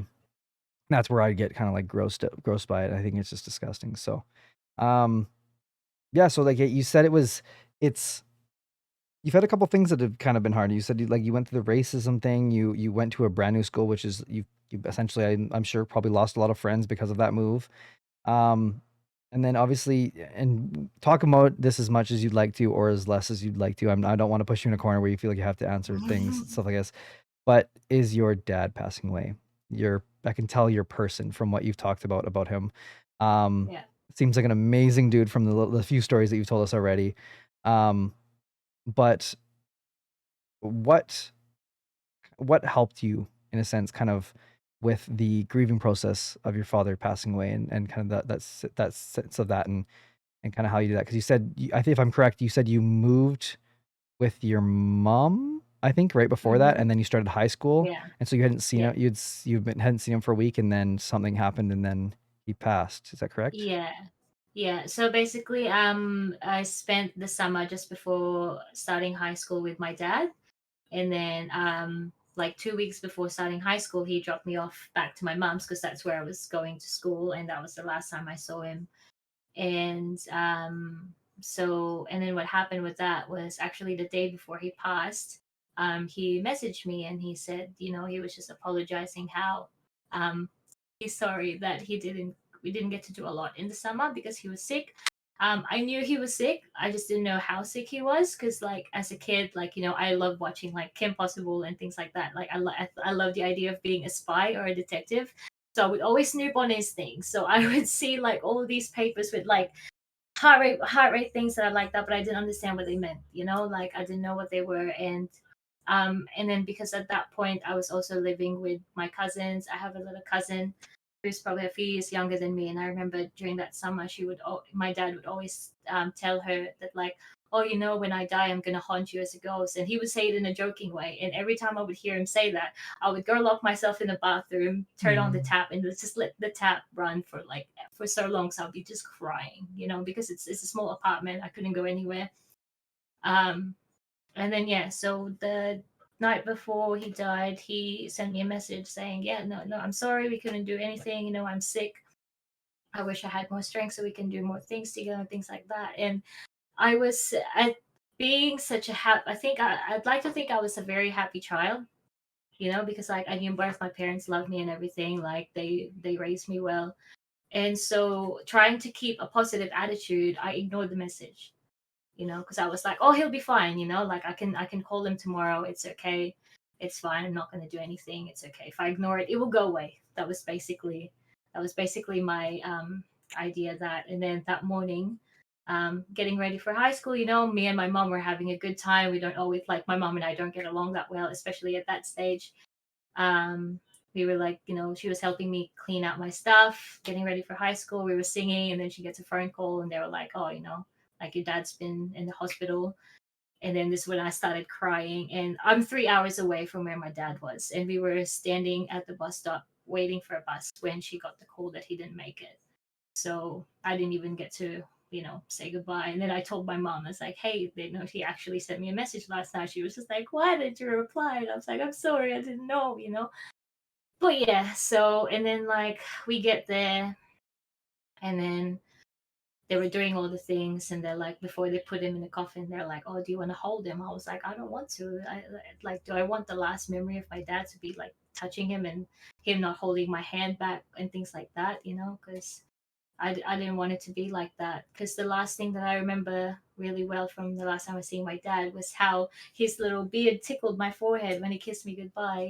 It's just like little things like that. So, and when I was a kid, like, whenever I would, I love writing letters. I still do now, but I think maybe my love for writing came from that. I never know what to say to my dad before I would leave him to go back to my mom's. So what I would do is I would write him a letter, and I would hide it somewhere in the house. And then when he gets home, he would message me, hey, I'm home. And I was like, okay, I left you something in this, this, and this. And then he would read the letter, and then blah, blah, blah, and things like that. And then they gave me the box, and he kept all the letters and everything. And I was like, oh, okay. And then just those little things. And I guess what helped me through the grieving process was, it was hard because, like I said, I wasn't close to my mom. So it's not like I could just talk to her and be like, hey, I'm feeling this way, I'm feeling that way. Like, I would there'll be a lot of nights, so I'll be crying, and she'll just be like, "Oh, you're gonna be okay." Like she also didn't know what to say, you know. And I think what helped me was actually music, because at a really young age, you know, like I said, I was like full on dancer, entertainer, blah blah blah, and things like that. I only listened to like Britney Spears and Spice Girls and things like that. Doesn't really talk about anything. No one talked to me about like death or how my dad died. They just said he had a heart attack. That's it. Like no specifics that like, oh, he's been actually going through this for a while, and no one told me anything, you know. And a few months after my dad passed away, this album came out, The Black Parade by My Chemical Romance. And that album is just basically, you know, it deals about death and moving on and grieving and mortality and things like that. And I think that's really what got me through it. I listened the crap out of that album, and it just made me realize that this is okay, this is normal, this is what happens to people, and we all move on, you know. And yeah, like some days it's still hard, you know. Some days I will have a mental breakdown because like I would realize that, oh, my dad's never going to be there on the day I get married, or my dad's never going to meet my child, and things like that, you know. Like, but you know, like you get through it. But yeah, sometimes I think when I was in Australia at some point, I think I forgot that he passed away, because like no one just really talked about it. And then all of a sudden I remembered that for me in my head, I was just like, oh, maybe he's just in the Philippines, you know, I'm gonna go see him next time I go. So and then the first time I came back to the Philippines from Australia, and he wasn't the one who picked me up from the airport, I was just like crying. I was like, what, why did I expect that he would be the one here? Like, you know, he's been gone for so long. Like, but yeah, it's just little things like that. And but yeah, but yeah, grieving, it was just definitely music that helped me, just because yeah, no one gave me the death talk and the grieving talk, or what do you do after your parent pass away. So yeah. Yeah, like I think like I'm glad you had the music, because I think, what do you say? You know what I mean? Like in that sense, like Yeah. there's nothing that can bring that special person back, and that's the hardest thing about it. And it's something that's so incredibly difficult, because unless you've kind of gone through losing a parent like that, or even a family member, I like that, in that kind of like your immediate family, I think it's, for me, it's hard to relate and understand stuff like that. Like the closest thing, and I said this to Bolo, who has also unfortunately lost his father as well, is my grandfather. And like there's obviously some similarities that I can understand, but I definitely like, it's not my parent. Like I've talked to both my parents today, and like I'm very fortunate to be able to kind of say both of that. And it definitely, it put into perspective, you actually put into perspective probably for the first time kind of what that would kind of be like when you said, when you came to Philippines and there was he wasn't picking up, and like you started crying, and you're like, yeah, I don't know why I expected him to be there. But I think like with my mom's in stream every single time, that would be noticed very quickly. Like I think it'd be hard for me not to anywhere in the world. But even now, my dad's been calling me all the time and stuff like that. But one thing my dad almost always does is if I'm ever in a vacation, my dad will pick me up. And he'll pick me up from the airport, and that's his kind of thing. And it sounds like your dad did something similar. And it's that would be weird. That'd be very weird if it wasn't him. And I think that would be definitely something that I would notice as well. I mean, obviously since COVID, I haven't traveled much, but I think it's something that's will definitely go noticed if he didn't, and stuff like that. And so I can definitely relate in that sense. And it's something it's so difficult, because it's those little small things that you like. I wouldn't say take for granted, because I don't think that's what you did in a sense. I think it's just kind of like that you didn't notice those things, you didn't notice because you didn't feel like you had to in that sense. And then now those little like small things like are huge for you and so meaningful, like the pickups from the thing, the little notes in the drawer, which is adorable, by the way. The like little things like that, like, is really cool. And I just hope, because I see that obviously you brought it up and you talked about it, is the text message back to him, and or the call back to him. And I really hope, like, I can tell your dad knew that you loved him, and I hope that was never nothing you've ever worried about and stuff like that, and like that he didn't know or anything like that and stuff like that. And because I can tell, like, you and have that's your person. You know what I mean? Like, and that's the thing that you really like. You guys clicked on a lot of things and stuff like that, and so I think he'd be very proud of you, Bia, because you're an amazing person. And you're so loving and kind to every single person. I adore you and your community. What's it called? Well, the first second I came in, I mean, you were really drunk, but it was still, it was still very, very funny. And you were such an amazing person. And you, what's it called? I don't want you to feel like that's something that you have to kind of, I hope that you don't hold that against yourself, because that's, and I know obviously that there's a lot of like, it's hard, especially I'm sure for your mom as well too, is when that kind of situation, you said you guys didn't have the best relationship, and when she's like, why didn't you text him, like, or call him, stuff like that. And that's easy to be like, oh my God, it's all my fault. And it's not, like, it really isn't. There's so many little things. And that's the thing, is like, you don't know until before. And no wonder your favorite show is Before Sunset. There's been so many things that you've related to this in a certain sense of like, what would happen if this, and this, and like, and stuff like that. And like, that can be really applied to your life in a sense. And it's funny because like, what if you did text your dad? You mean like, and I mean, maybe it would have changed a little bit in a sense, but like, it sounds like the outcome was kind of already happening. It sounded like he kind of knew, and he just wanted to kind of have something that he could say to you, and something that you could kind of hold on to in a sense, which is, I mean, great that he was able to, at least in that sense. And that's great that you can hold that text message so near and dear and stuff like that. And always have that kind of for you. And also the little heads thing, the beard thing, that's cute too, because I think most kids growing up with a parent that has a bit of scruff knows that feeling of like, ow. Like, Yeah. And so what's it called? Yeah. So no, I can definitely see where that's a something that definitely is kind of that. But I think as far as like Before Sunset, is you've said a couple things like that really like relates to like how I understand why Before Sunset's your favorite, because there's a lot of like, I think it's so easy in really this whole life to be like, what if? Like, I think there's a lot of like situations is, what if I didn't do this? What if I did this? What if I did this? And the outcomes of what that would change in our life. And I mean, I'm someone who says this a lot, is I'm, as much as there's certain things that I would love to have changed, I wouldn't change a single thing. I'm super happy with where I am right now. I wouldn't be the person I am today, or know the things I know, or have the challenges I have, if I didn't make some mistakes, if I didn't learn some things, if I didn't do things that might not have been as great. I mean, decisions and stuff like that. Like, in like, there's so many little things that I kind of go into without, but I don't want this to be a long ass stream. Like, about me. That's not why we're here. But no, I hope that that's not kind of something that holds on you, because I think it's, I can tell the fact that he held on to every single one of the notes. And I mean, me being a male holding on to anything physical is like impossible. It's like, I don't know, I put it down somewhere, it just disappears. I'm like, Yeah. oh, I did it again. No, so yeah, so I think that like that, it definitely meant something to him. And that is a very cool trinket to be able to have, whether you make it into a scrapbook, whether you have it in just a box and something like that, or just a memory of him, and a way to kind of like a nod to him is something that's really cool, and something that definitely made him feel special, like, in that sense. And no, it's definitely something cool, and I'm sure he probably went through those many times just to read them and stuff like that. And yeah, you're good medicine there, Bea. That's for sure. And thank you, by the way, for being so vulnerable and open, because I know that's not easy to do with on someone who you.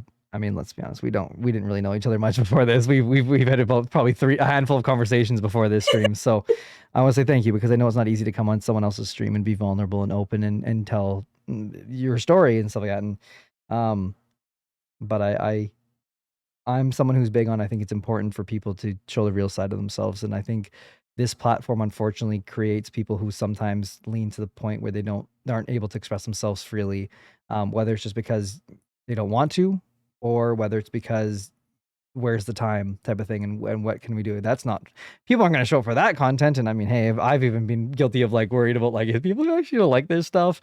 But I think is, like I said, people can relate to it sometimes. And that's, I think, helpful for me, is when I know that someone else might be going through something similar, and maybe I can bounce off ideas of how I got through it and how they got through it and how they can help each other. And I think My Chemical Romance is a great way to get to help with grieving. I think it's an amazing kind of support thing and or just music in general. I think music has helped me. For instance, with my breakup recently, is been something that really helped me. Is like I listen to music more than I ever have ever in the last like month, and I think it's something that really feels like medicine. Like it's like it makes me feel good. It brings up my spirit. It makes me I can cry to it. I can laugh to it. I can dance to it. You mean like there's what can't you do with music? It's just as versatile as potatoes. I was gonna say, you're listening to Taylor Swift. You better be. Really though. Oh my goodness. Let's switch up the topic here a little bit here. Let's move on to something a little more interesting here.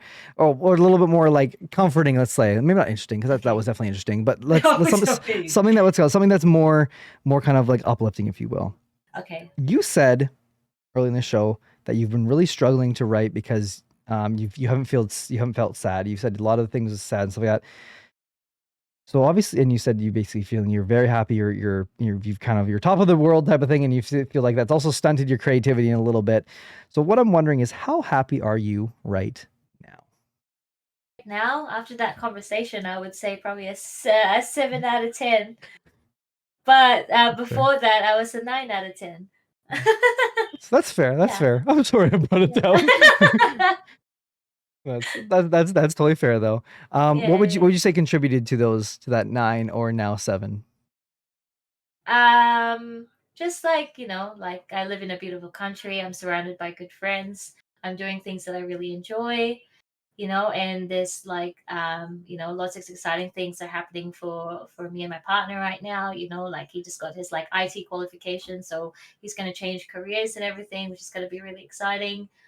So yeah, there's just so many exciting things in the world, and and the more time I spend on the internet, I'm also finding more opportunities and be like, oh, I can do this, I can try this out, I think like before, I was like, what do you call this, like when you have too many things to choose from and things like that, and you don't know what to do and you're so overwhelmed.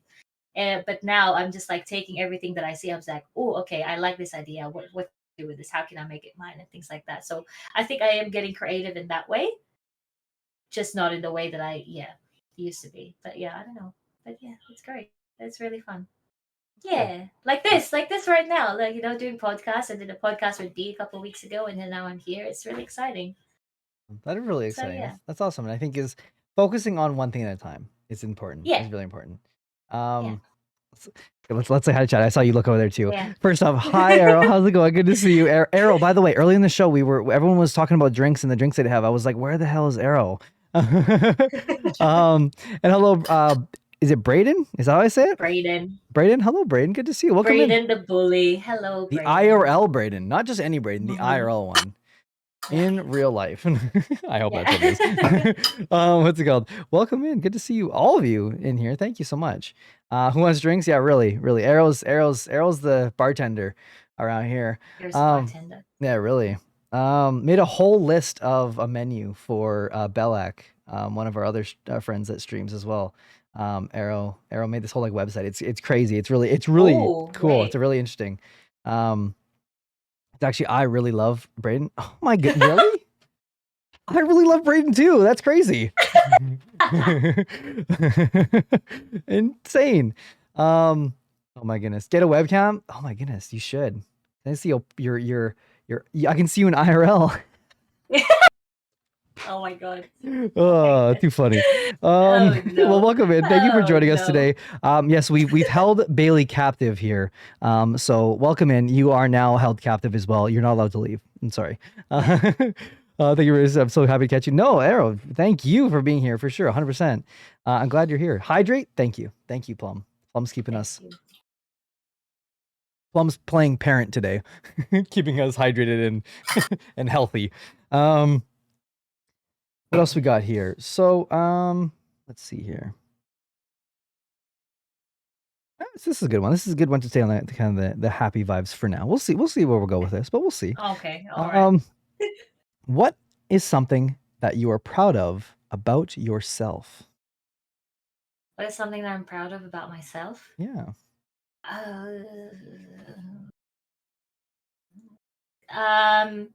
I think maybe the fact that I can just YOLO things. I need to stop saying that, but you know, it's just like because I meet a lot of people and they're always like, oh, I'm scared to do this, I'm scared to do that, and things like that, and you know, so I'm always just like, just do it. Like, oh no, I'm just a meme. I'm just meme after meme. Just do it. You know, I'm that kind of person.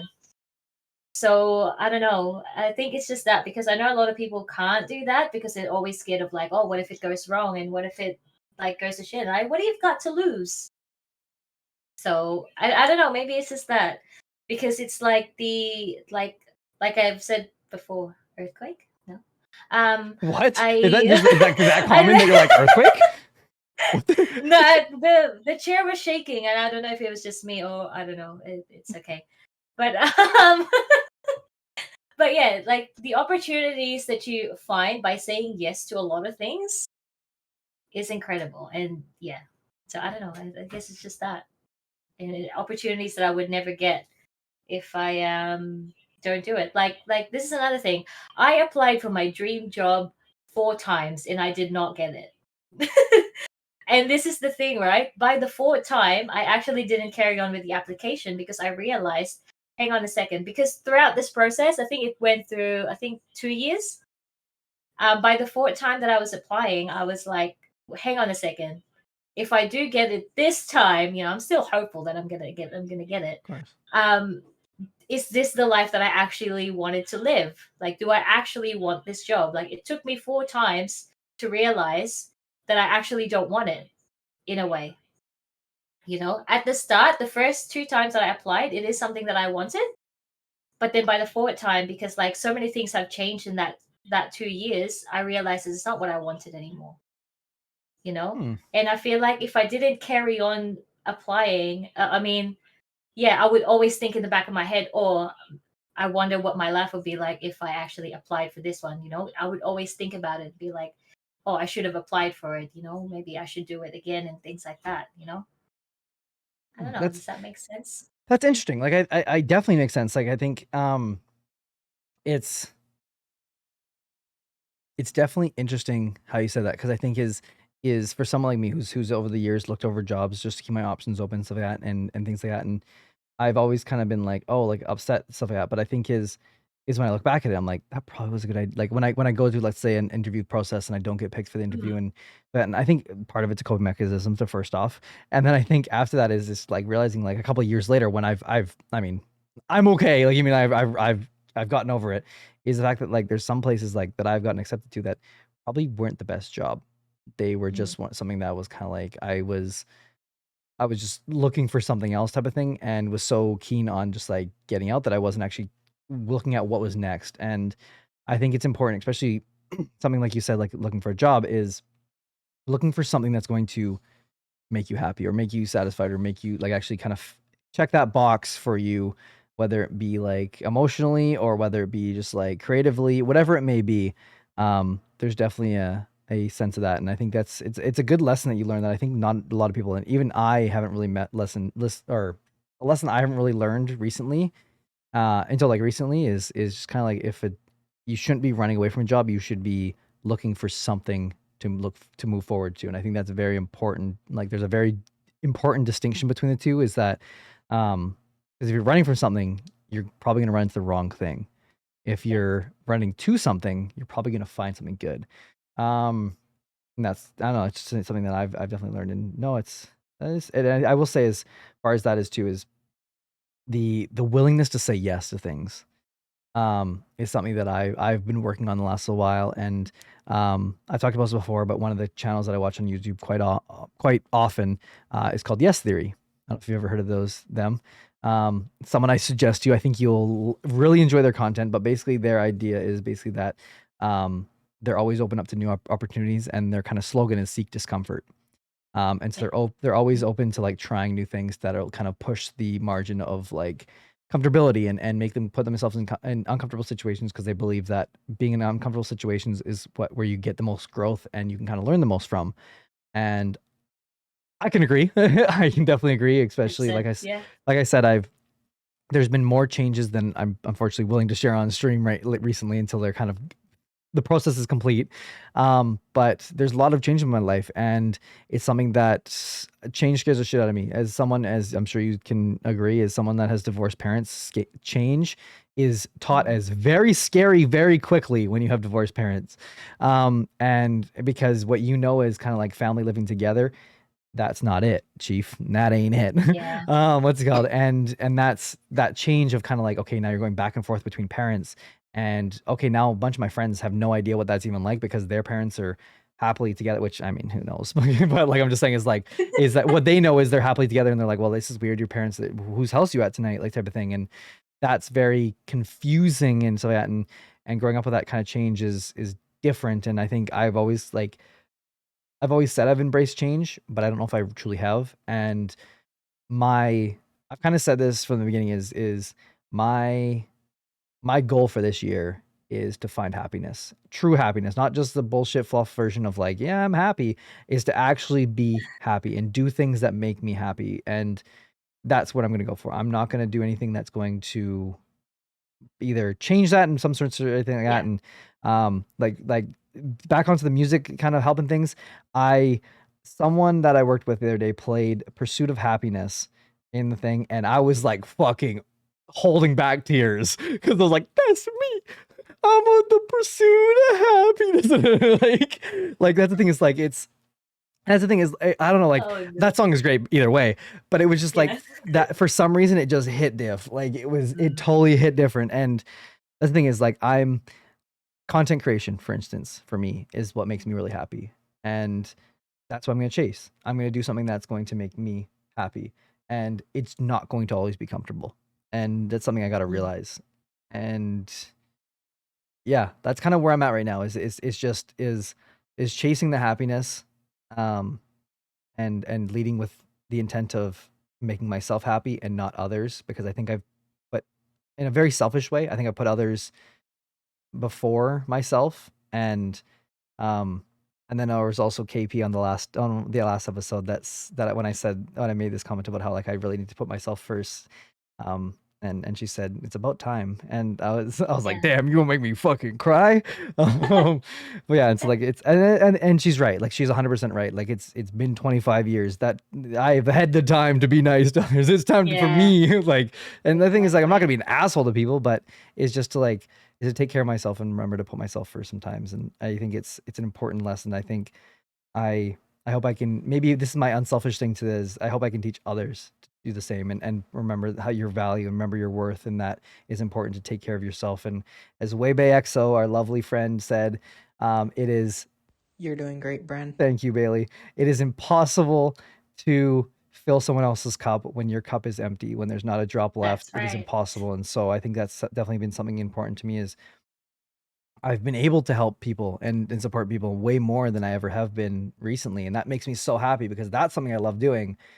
But I couldn't do that before because I was so like drained emotionally, physically, mentally. Now I've kind of got there's a good cup filling right now. We're about halfway or so. And so yeah. Say it again. I want to write it down. There was a lot, Bailey. There was a lot I said. What part, huh? The cup. The cup. Oh, what's it called? If your cup is not full, you can't fill up anyone else's. If yours has not a single drop left in it, how are you supposed to fill anyone, or how are you supposed to like put water into someone else's cup if you want to use waters? So maybe vodka, rum, Hennessy. Yeah. She's a vodka kind of gal. Vodka. Well, perfect. There we go. I got you, Bailey. For more entertainment things like that, go down to our clips, or you can go !YT onto YouTube and go hear all my little banters that I have throughout streams, because I do that a lot.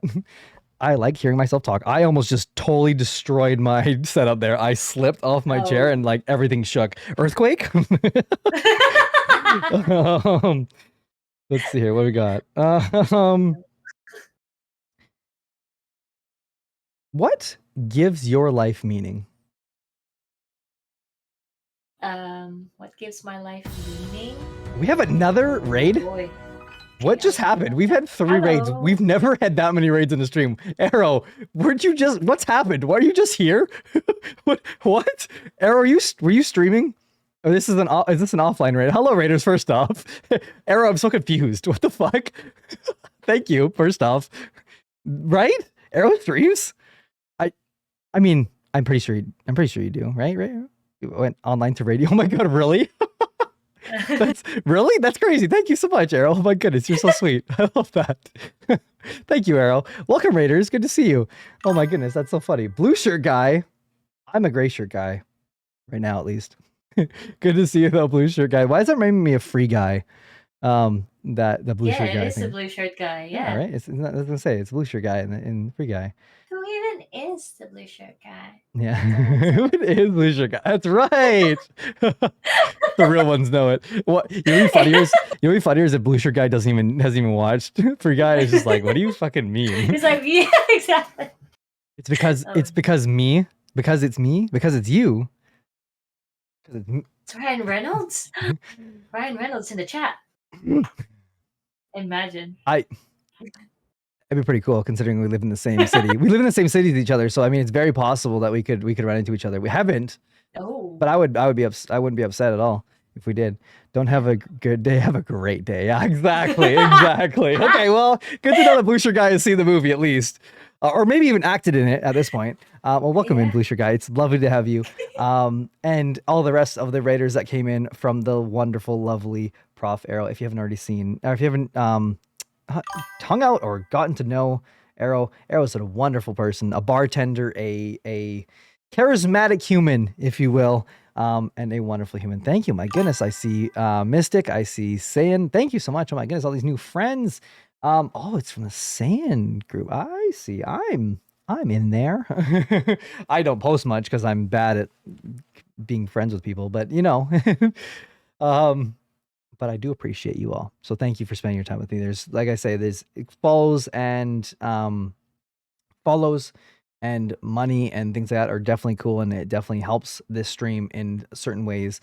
But one thing that helps me more than anything, and one thing that I find really amazing, is the fact that people decide to spend their very valuable time with me on stream.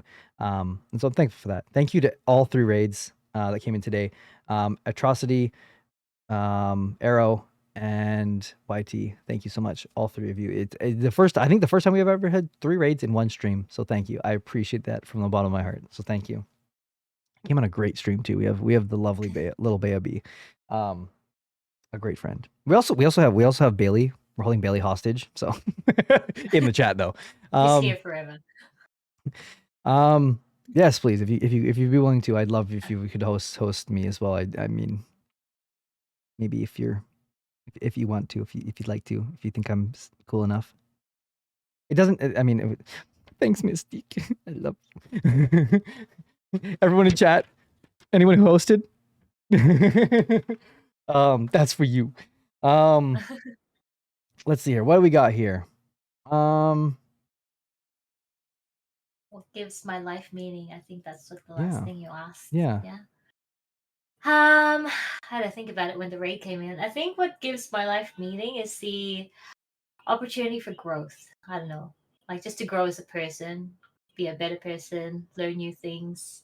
You know, like I think that's the only thing that really drives me to wake up every morning, because I'm like, okay, what new thing can I do today? Like what can I learn today, and things like that. So I don't know, maybe that's just it, because like the world is so big, but now it feels so much smaller because of like the restrictions and everything, and it's harder to travel. And I just got to find different ways to, you know, learn about things. Because like before I was traveling quite a bit, and that's how I was doing everything, you know.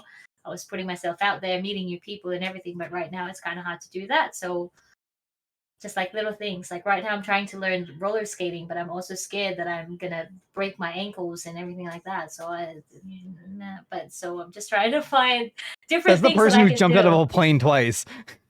Yeah, I guess I don't do that anymore though. After the second time, I said to myself, I'm never gonna do it again. Interesting. So yeah, no. After the second time, it's exactly what you said. The first time is so blissful, makes you think you want to do it the second time, and then you do it the second time, and you absolutely hate it. So Oh, interesting. Well, at least I'm gonna try it once then. That's why I said I made a rule to myself. I'm gonna try at least once in my life, and maybe Yeah. Flo will hold me on my way down. Yeah. That's what I'm hoping for. That'll be blissful. Babe. Let's say the. Oh my goodness, that's funny. But I think that the life gives me meaning. It's funny. You described the reason I started streaming, why I started Connections was very similar. Is what I thought was a big world became a very small world and became the size of my suite. It was what it came to, and um in that time I was fortunate to be able to spend it with at that time my girlfriend, and at least had someone here, not just by myself. But I will say is it definitely felt lonely not making new friends. I've always been kind of someone who's a little bit outgoing. I think I'm kind of would be described as an omnivert. So basically, there's tendencies of introvert and there's tendencies of extrovert in me. And I definitely became more introverted throughout the past 2 years, and I had no way of kind of feeling that, and I was like, okay, I started watching Twitch because I was almost, it was kind of it was hitting that spot that I liked. That was like, okay, I can make new friends on here. This is interesting. And then I started doing some stuff and started making more, kind of get into content creation, which I hadn't done for a while. And then I started asking creators questions, and that's where I found interesting. And then being able to not only to sincerely do this, and I think at first people were like, who is this one viewer Andy, and why is he asking me to be on his podcast? Who is this L nerd? Like, why? But a few lovely creators decided to do what you did today and said, yes, you know what, I'm going to go with kind of against things, and maybe my gut might be telling me this is a little bit strange, but you know what, this person seems nice enough, why not give them the opportunity to kind of show it. And for you and every other, the past almost 50 guests that we've had on here, I'm so grateful for, because it has changed my life for the better by far, and I've learned so much and met so many amazing people. I think I have a couch to sleep on almost all the way across, everywhere across the world at this point, whether it's people that I've met on the screen or in the chat. I've made some lifelong friends that is, I say this all the time, is if this kind of 15 minutes runs out that I had where I got to do this really cool, this thing, the one thing that I get to keep are the really amazing friends I've made around the world. And that's really cool to me. Because I know there's friends that aren't here just because I'm on Twitch. They're here because we're friends, and that's, I mean, maybe a little parasocial of me, but I'm taking it. We all friends, and I've joined every single second of that, and I'm so grateful for that. Thank you so much for that, rest. Oh, your mic cut out there. I didn't pick up anything there. Oh, there we go. I was just trying to say the name. Oh. Maybe the V is silent. Yeah. Rest. I don't know. Maybe the Maybe the R is EST. Maybe the silent. EST is. Oh. Maybe it's just RV. Irv. Irv. Well, Hello. welcome in, Irv. It's actually just yes. The RVT is silent, exactly. Well, welcome in. Bea, what is the best piece of advice that you've ever? You're doing great, Bren. Thank you so much for the you're doing great, Bren. You're finding the Bren coin real fast. You're investing? Wow, crazy. What's it called? What is the best piece of advice that you've ever received, Bea? Not really an advice in a way. It's kind of like a quote that like I've seen somewhere and I kind of live by. Does that count? Sure. Yeah. Okay. Sure. So it's from we've all seen surely the Cinderella story movie, right? Like the original one with Hilary Duff, the good one. No? Okay, well, never mind. Well, anyway, there's a quote from the movie that I always go back to. Like everything I do, it always goes back to this one. Never let the fear of striking out keep you from playing the game. So that's something that I've been like living by for as long as I can remember. So just because like, yeah, I guess it kind of goes back to like to me being a yes man to a lot of things, and you know, like applying for the dream job 4 times. You know, like even though like I knew from this start that my chances are quite slim, and even after the first one I didn't get in, I still applied again and again and again, you know. So like just like one of those things, you know. So I think that will be it for me. I don't think I've watched the movie, or at least not in its entirety, It's but okay. I've heard that quote before. So So I definitely Yeah. I definitely have heard that quote before because I'm like, oh my goodness. It's a good one. Mom is like, oh my god, what?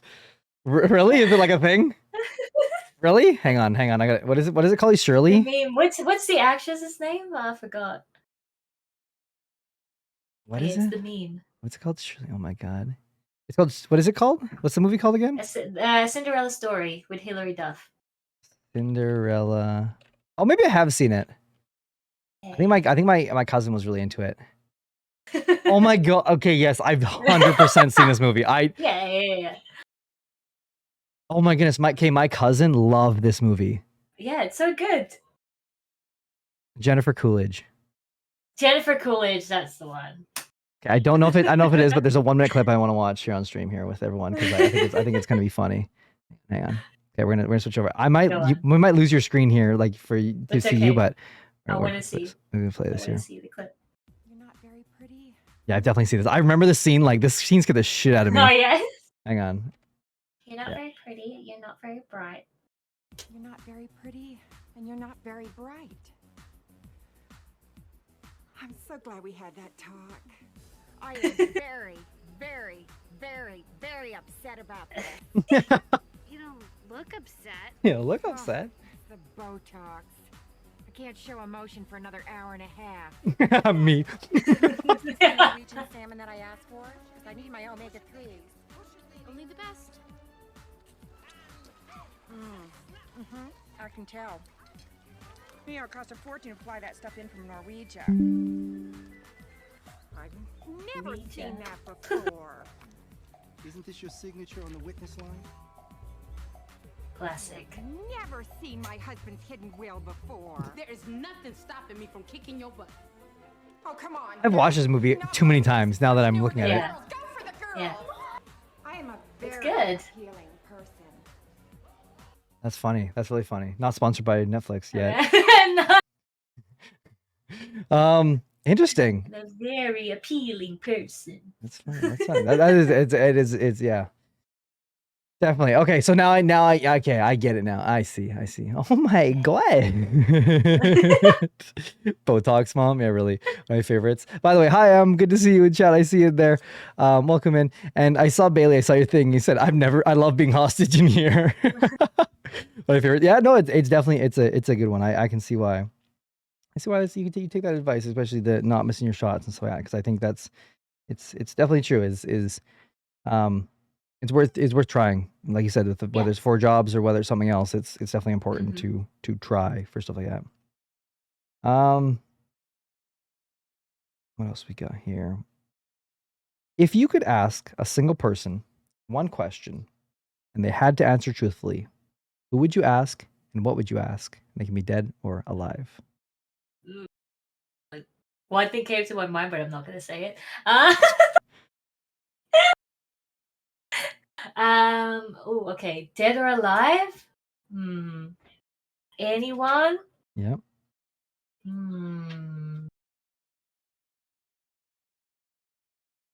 Oh, this is hard. Actually, I would ask my mom why she left. Surprisingly, it's still something that I have not asked her. Because I don't know. I think maybe that will be. Because I've heard rumors of why, but I want to know the real reason why she left my dad. Yeah. Not that I'm holding anything against her, but I'm just curious. You know, I'm a bit more mature now. I can understand whatever answer she would have, but I just out of curiosity, maybe I think that would. You know what? I might do that today. Oh no. I might just hit up my mom, be like, "Yo." I mean, hey, I condemn you for if you do it because I think it's interesting and to kind of, I agree with you. I think maybe like the seeking discomfort type of thing is something that's very it's you know what I mean, like it's oh Ma was good. Hi B. But I would say is I think it's good. It's good to like put everything on the table and not leave anything behind because I think you don't want to be in the fact of where you're kind of sitting in something and you're regretting something, and I think that's important. Like I talk about this in the sense is a little bit different. And so chat, this is your homework. Is today, I mean, if it's late, maybe tomorrow, but in the next 24 hours, I need you to go to someone that you love dearly, and maybe haven't said to them enough recently. Let them know that you love them. Maybe give them a hug if you're in be able to do that contact with them too, or remind them that you love them, because I think it's one thing that we might take for granted sometimes, and sometimes it's something that you need to hear. Because chat, I love you, but let's go. But I need you to spread that love even further. Like I said early in the stream, there's so much hate in this world already, and some bad things that are going on. There doesn't need to be any more. More love is what we need, and I think it's important to tell the people that you love that you do love them, and that's important. Thank you, Tommy. I'm Tommy from space. I'm Tommy from MySpace. Never mind, not just any space. MySpace. Tom from MySpace. Tom from MySpace. Crazy. Welcome from Tom from MySpace. I'm Bren from Twitch. Nice to meet you. Aw, what's it called? What's up, Rise? How's it going? I love you too. I love you too, Mom. Thanks, Mom. But I think it's important. So that is your homework for the next 24 hours, chat, until we see each other again. That you need to go and find someone that you love and let them know that you love them, because sometimes we forget some things and take some things for granted sometimes, which it happens. But let's remember to reel it back sometimes. Let's see. We're getting to the near the end here, unfortunately here. But I got a couple more questions here for you still before we raid out. Okay. What does love mean to you?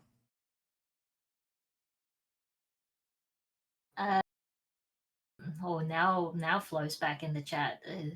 Um, what does love mean to me? I think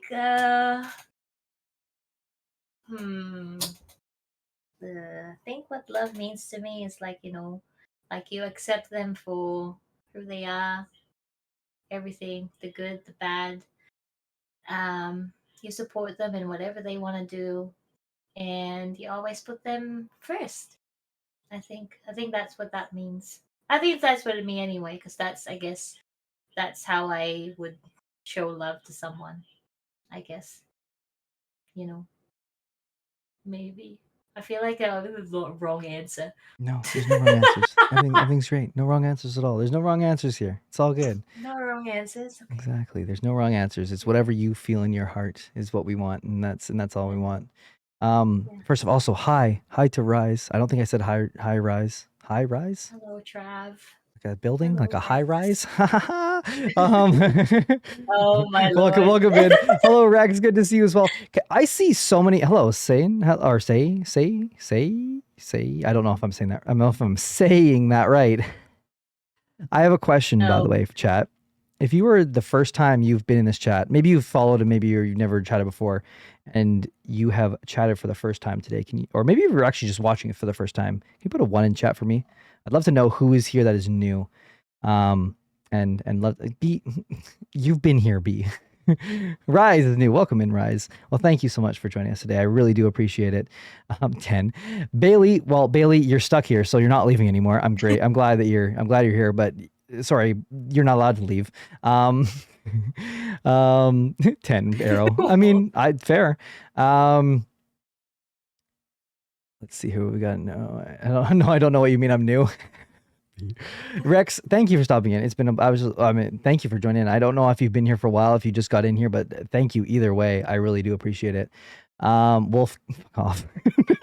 It's my mods. What's it called? They meme on me all stream long. It's great. And they usually gaslight me too, which is a lot of fun. What's it called? The blue shirt guy. Thank you, blue shirt guy. What's it called? Don't have a good day, blue shirt guy. Have a great day. Because you deserve it. You really do. You've gave me a great day, and so I hope you too as well. Aaron's back. Did someone say gaslight? It's like poking around the corner. Hi. Someone said gaslight. Say clan, say Sue, Son, say clan. I don't know what you want me to call you. I'll call you whatever you want me to. I'm just not gonna call you late for dinner though. Let's go. But thank you so much for joining the chat today. I really do appreciate that as well. You're doing great, Brent. Thank you, Bailey. Oh my goodness. Who else is here? Have a great, exactly. Nathan, another new person in chat. Is B drinking, man? That's commitment. What? I'm sober. Oh, Thank you sober. very much. Oh my goodness. Thank you so much, Rex, for the follow as well. And Aaron got to hydrate for us. We got to hydrate here. Hello, Nathan. How are you? It's good to see you. Nathan is the guy. Nathan is the fucking guy. Not the blue shirt guy, the other guy. That guy's already in chat too, but it's fine. However, unfortunately, chat, as much as we've had fun today, as you all know, every good thing comes to an end. So does this stream. That was really like cliche for no reason. However, we don't let any of our guests leave without one question. And for those of you that did not put a one in chat and have been here for a while, you'll know what this question is because we ask this question to every single guest, every single stream. And you, Bea, are no different. You have to go through it as well, just like the toilet paper stuff. I know, right? B, time flies when you're having fun. Exactly. I know. Bea, if you wrote a book about your life up to now, what would the final line say? What the? Okay, wait. What would the final line say? So is it like up to now, like right at this moment? Oh God.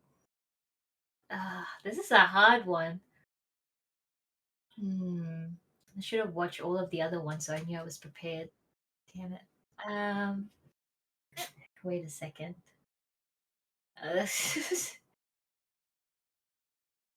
Wait, I'm trying to ignore chat because Yeah, no, it's a good idea to do door chat. Usually it's more more organic when you don't, so that's fair.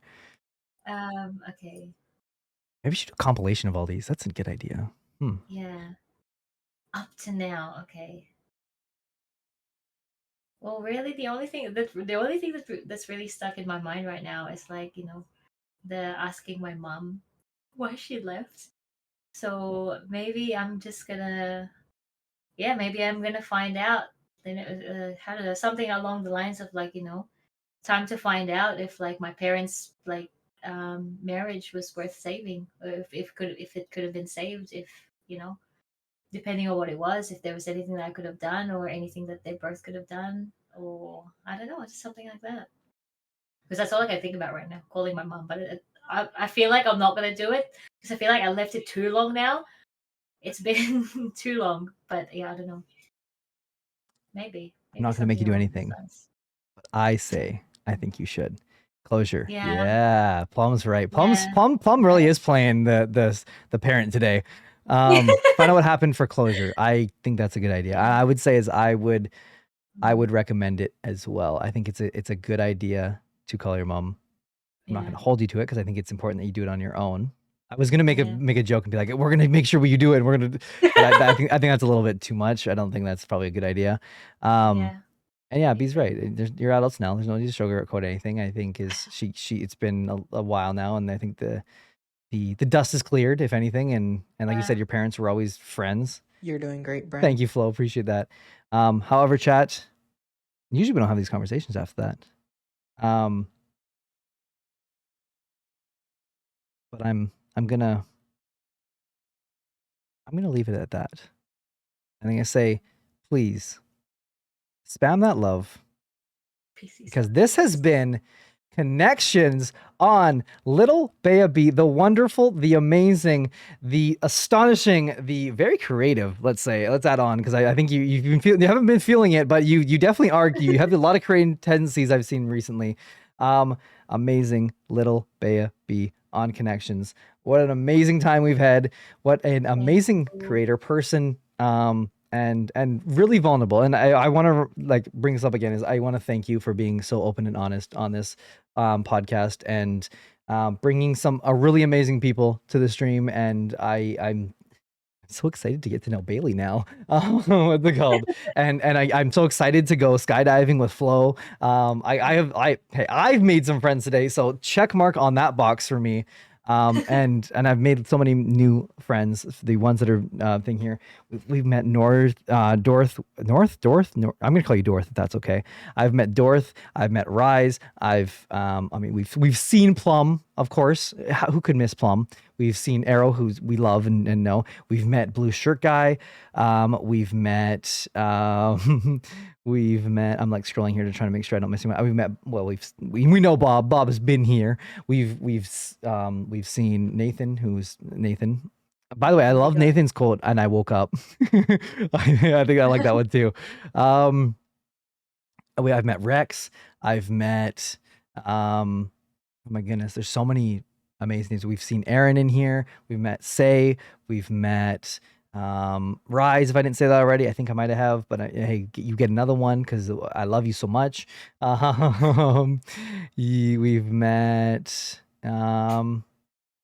Yeah, are these two people great? Aw, B. That was awesome. I like that. Thank you so much. Please don't cry and I cry. Unfortunately, like I said, and Nora, we know Nora, and we love Nora as well.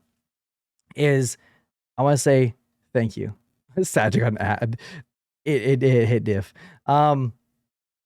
It's sometimes things have to come to an end. However, this will very likely not be the last time you see this wonderful creator on this stream. If I have anything to do about it, we're going to make sure that we have this creator back. So if you like this creator, let me know. Let me know on Discord. Go on the sofa, ! Discord. Say what's up. I want to see more lilbeabee on Connections or on the Bren's Residence channel style thing. I'm here for this duo. Well, Bailey, you're my favorite duo. I love this creator. I love this creator too! ! Guest in chat. Go follow lilbeabee if you haven't already. That is something you need to do if you are kind of interested to get to know maybe a little bit more about me and what I do and hang out with me and we can become better friends. Bailey, no excuses. You must be there this Saturday. Bailey, where do you live actually, Bailey? Are you in New Zealand? Hour away from me. Oh, you're in New Zealand. Okay. Yeah. Well, Bailey, you're already held hostage, so you're not allowed. You have to be there anyways. I'm sorry. 8 on duh, by the way, for the poll, which is hilarious to me. All the more reason to come here. Well, I'd hate to say it, but I do agree. I think you're stuck. I think you have to be here. However, if anyone wants to hang out with me, Bailey, and the rest of chat, well, on this Saturday, we are doing a Just Chatting stream. We're going to be leaking some information, and I don't know, we'll do something cool. I haven't exactly decided. I have a couple ideas. Maybe we'll do a cooking stream, which everyone likes to see if I can burn the shit out of my food. Or maybe I will do a lock picking stream, which... Interesting. Maybe, just maybe I'll take apart my old laptop, my old MacBook, and we'll do it on stream where I'll take it all apart and see what the hell's in there, if there's ants and bugs, or if it's actually clean, if I cleaned when I was younger, which probably not. There's probably some gross shit in there. Lockpicking, yes, I got a whole kit. We're going to learn some things on stream. We're going to put some wagers on it. There's going to be some interesting things. Smash against the wall. We fucking could. Cockroach that Vampa will like. Oh my god, yeah, maybe, exactly. Maybe we'll do karaoke with Bea and some other creators. Maybe, who knows? Maybe this Saturday we'll do that. Maybe, who knows? I've been wanting to do a karaoke stream. I can't fucking sing, but I'll still do it for you guys. So if you're interested in that, I would love Ayo. Maybe that maybe is a yes. Nor got me to stream last time, so we'll see. But if you guys enjoyed this, I appreciate you. If you want to see any of these VODs, if you want to see this VOD, maybe you just show up at the end and you weren't able to do it. I know you live busy lives, and I appreciate that you decided to be there. I want you guys to ! YT. I would love for you guys to go and check out the YouTube. We just hit 100 subscribers on YouTube. That was my goal to hit by March 9th. So you guys smash that before March even hit. So thank you so much. I really, really do appreciate it. Thanks, Nor. Mainly. What's it called? But I will say is thank you so much. You guys have changed my life for the better, and I'm so grateful for that. Each and every one of you, whether it's the lovely creator we get to meet today, the lovely lilbeabee, which, by the way, spam that guest thing one more time here, or whether it is everyone in chat like Plum, Nor, B. I'm just listing off names I'm seeing here. What's it called? There's so many. Bailey, Arrow, Rise, Rex. I feel like I'm gonna have a stroke trying to say all these names. I'm trying to Flo, exactly. Flo, exactly. The my husband. That's fuck. Blue shirt guy. Everyone, I really, really, really appreciate you. The fact that you guys are hanging out with me and decided that the small amount of time you had in your day that you decided that I was the right person to hang out with the lovely, amazing, and my mom. That's right. My mom was in here too. And the lovely, amazing little Bea. So thank you for that. However, this is the part of the show, Bea, where I give the floor to you to shout out anyone or anything or any anyone or anything that you would like as we got the Filipino jumped out. Yeah. Oh my goodness. Be too funny. Oh my goodness. Was mom in the stream for Amazon stream? My mom was not there. No, I actually called her after and she was like, oh my goodness, this is not, you streamed on a day that's not a Tuesday or Saturday. I was like, I know. What's it called? It was because I threw the stream together like last minute. Thank God. Yeah, no, I told her that I told her what we bought and she was like laughing. She's like, okay, at least it's like funny. You know what's funnier, Plum? I told my mom that we bought the cummies and I was like, yeah, it's pina colada flavored. And she goes, it's not. Hey. I was like, oh, mom, why? Oh my goodness. Iggy, what's up, Iggy? Good to see you. Unfortunately, yes, you are at the end of it, but we're going to give the floor to little Bea for to shout out anyone or anything that you'd like. Bea, the floor is yours as I go find us a raid. Go. Oh God! Shout out anyone or anything. I think all you need to do is exclamation mark guess. That's it. Thanks. Cheers for having me. Thanks for having me. Oh my goodness. That's it? Are you sure?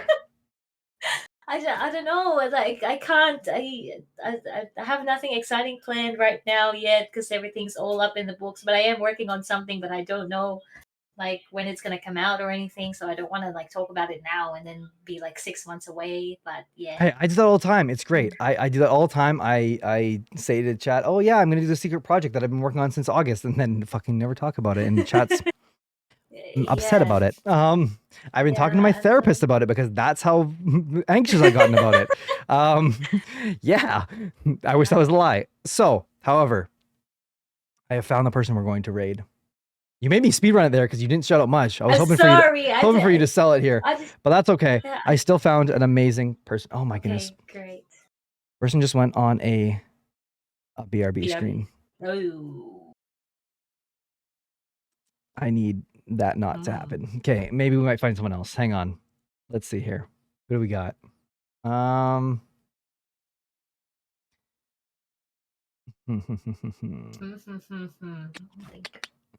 See, the thing is, it's like I try to spread the love to so many different people because I think it's important to go to different people and spread the love to different people. I think that's important. Yeah. That's an important part of what we do here.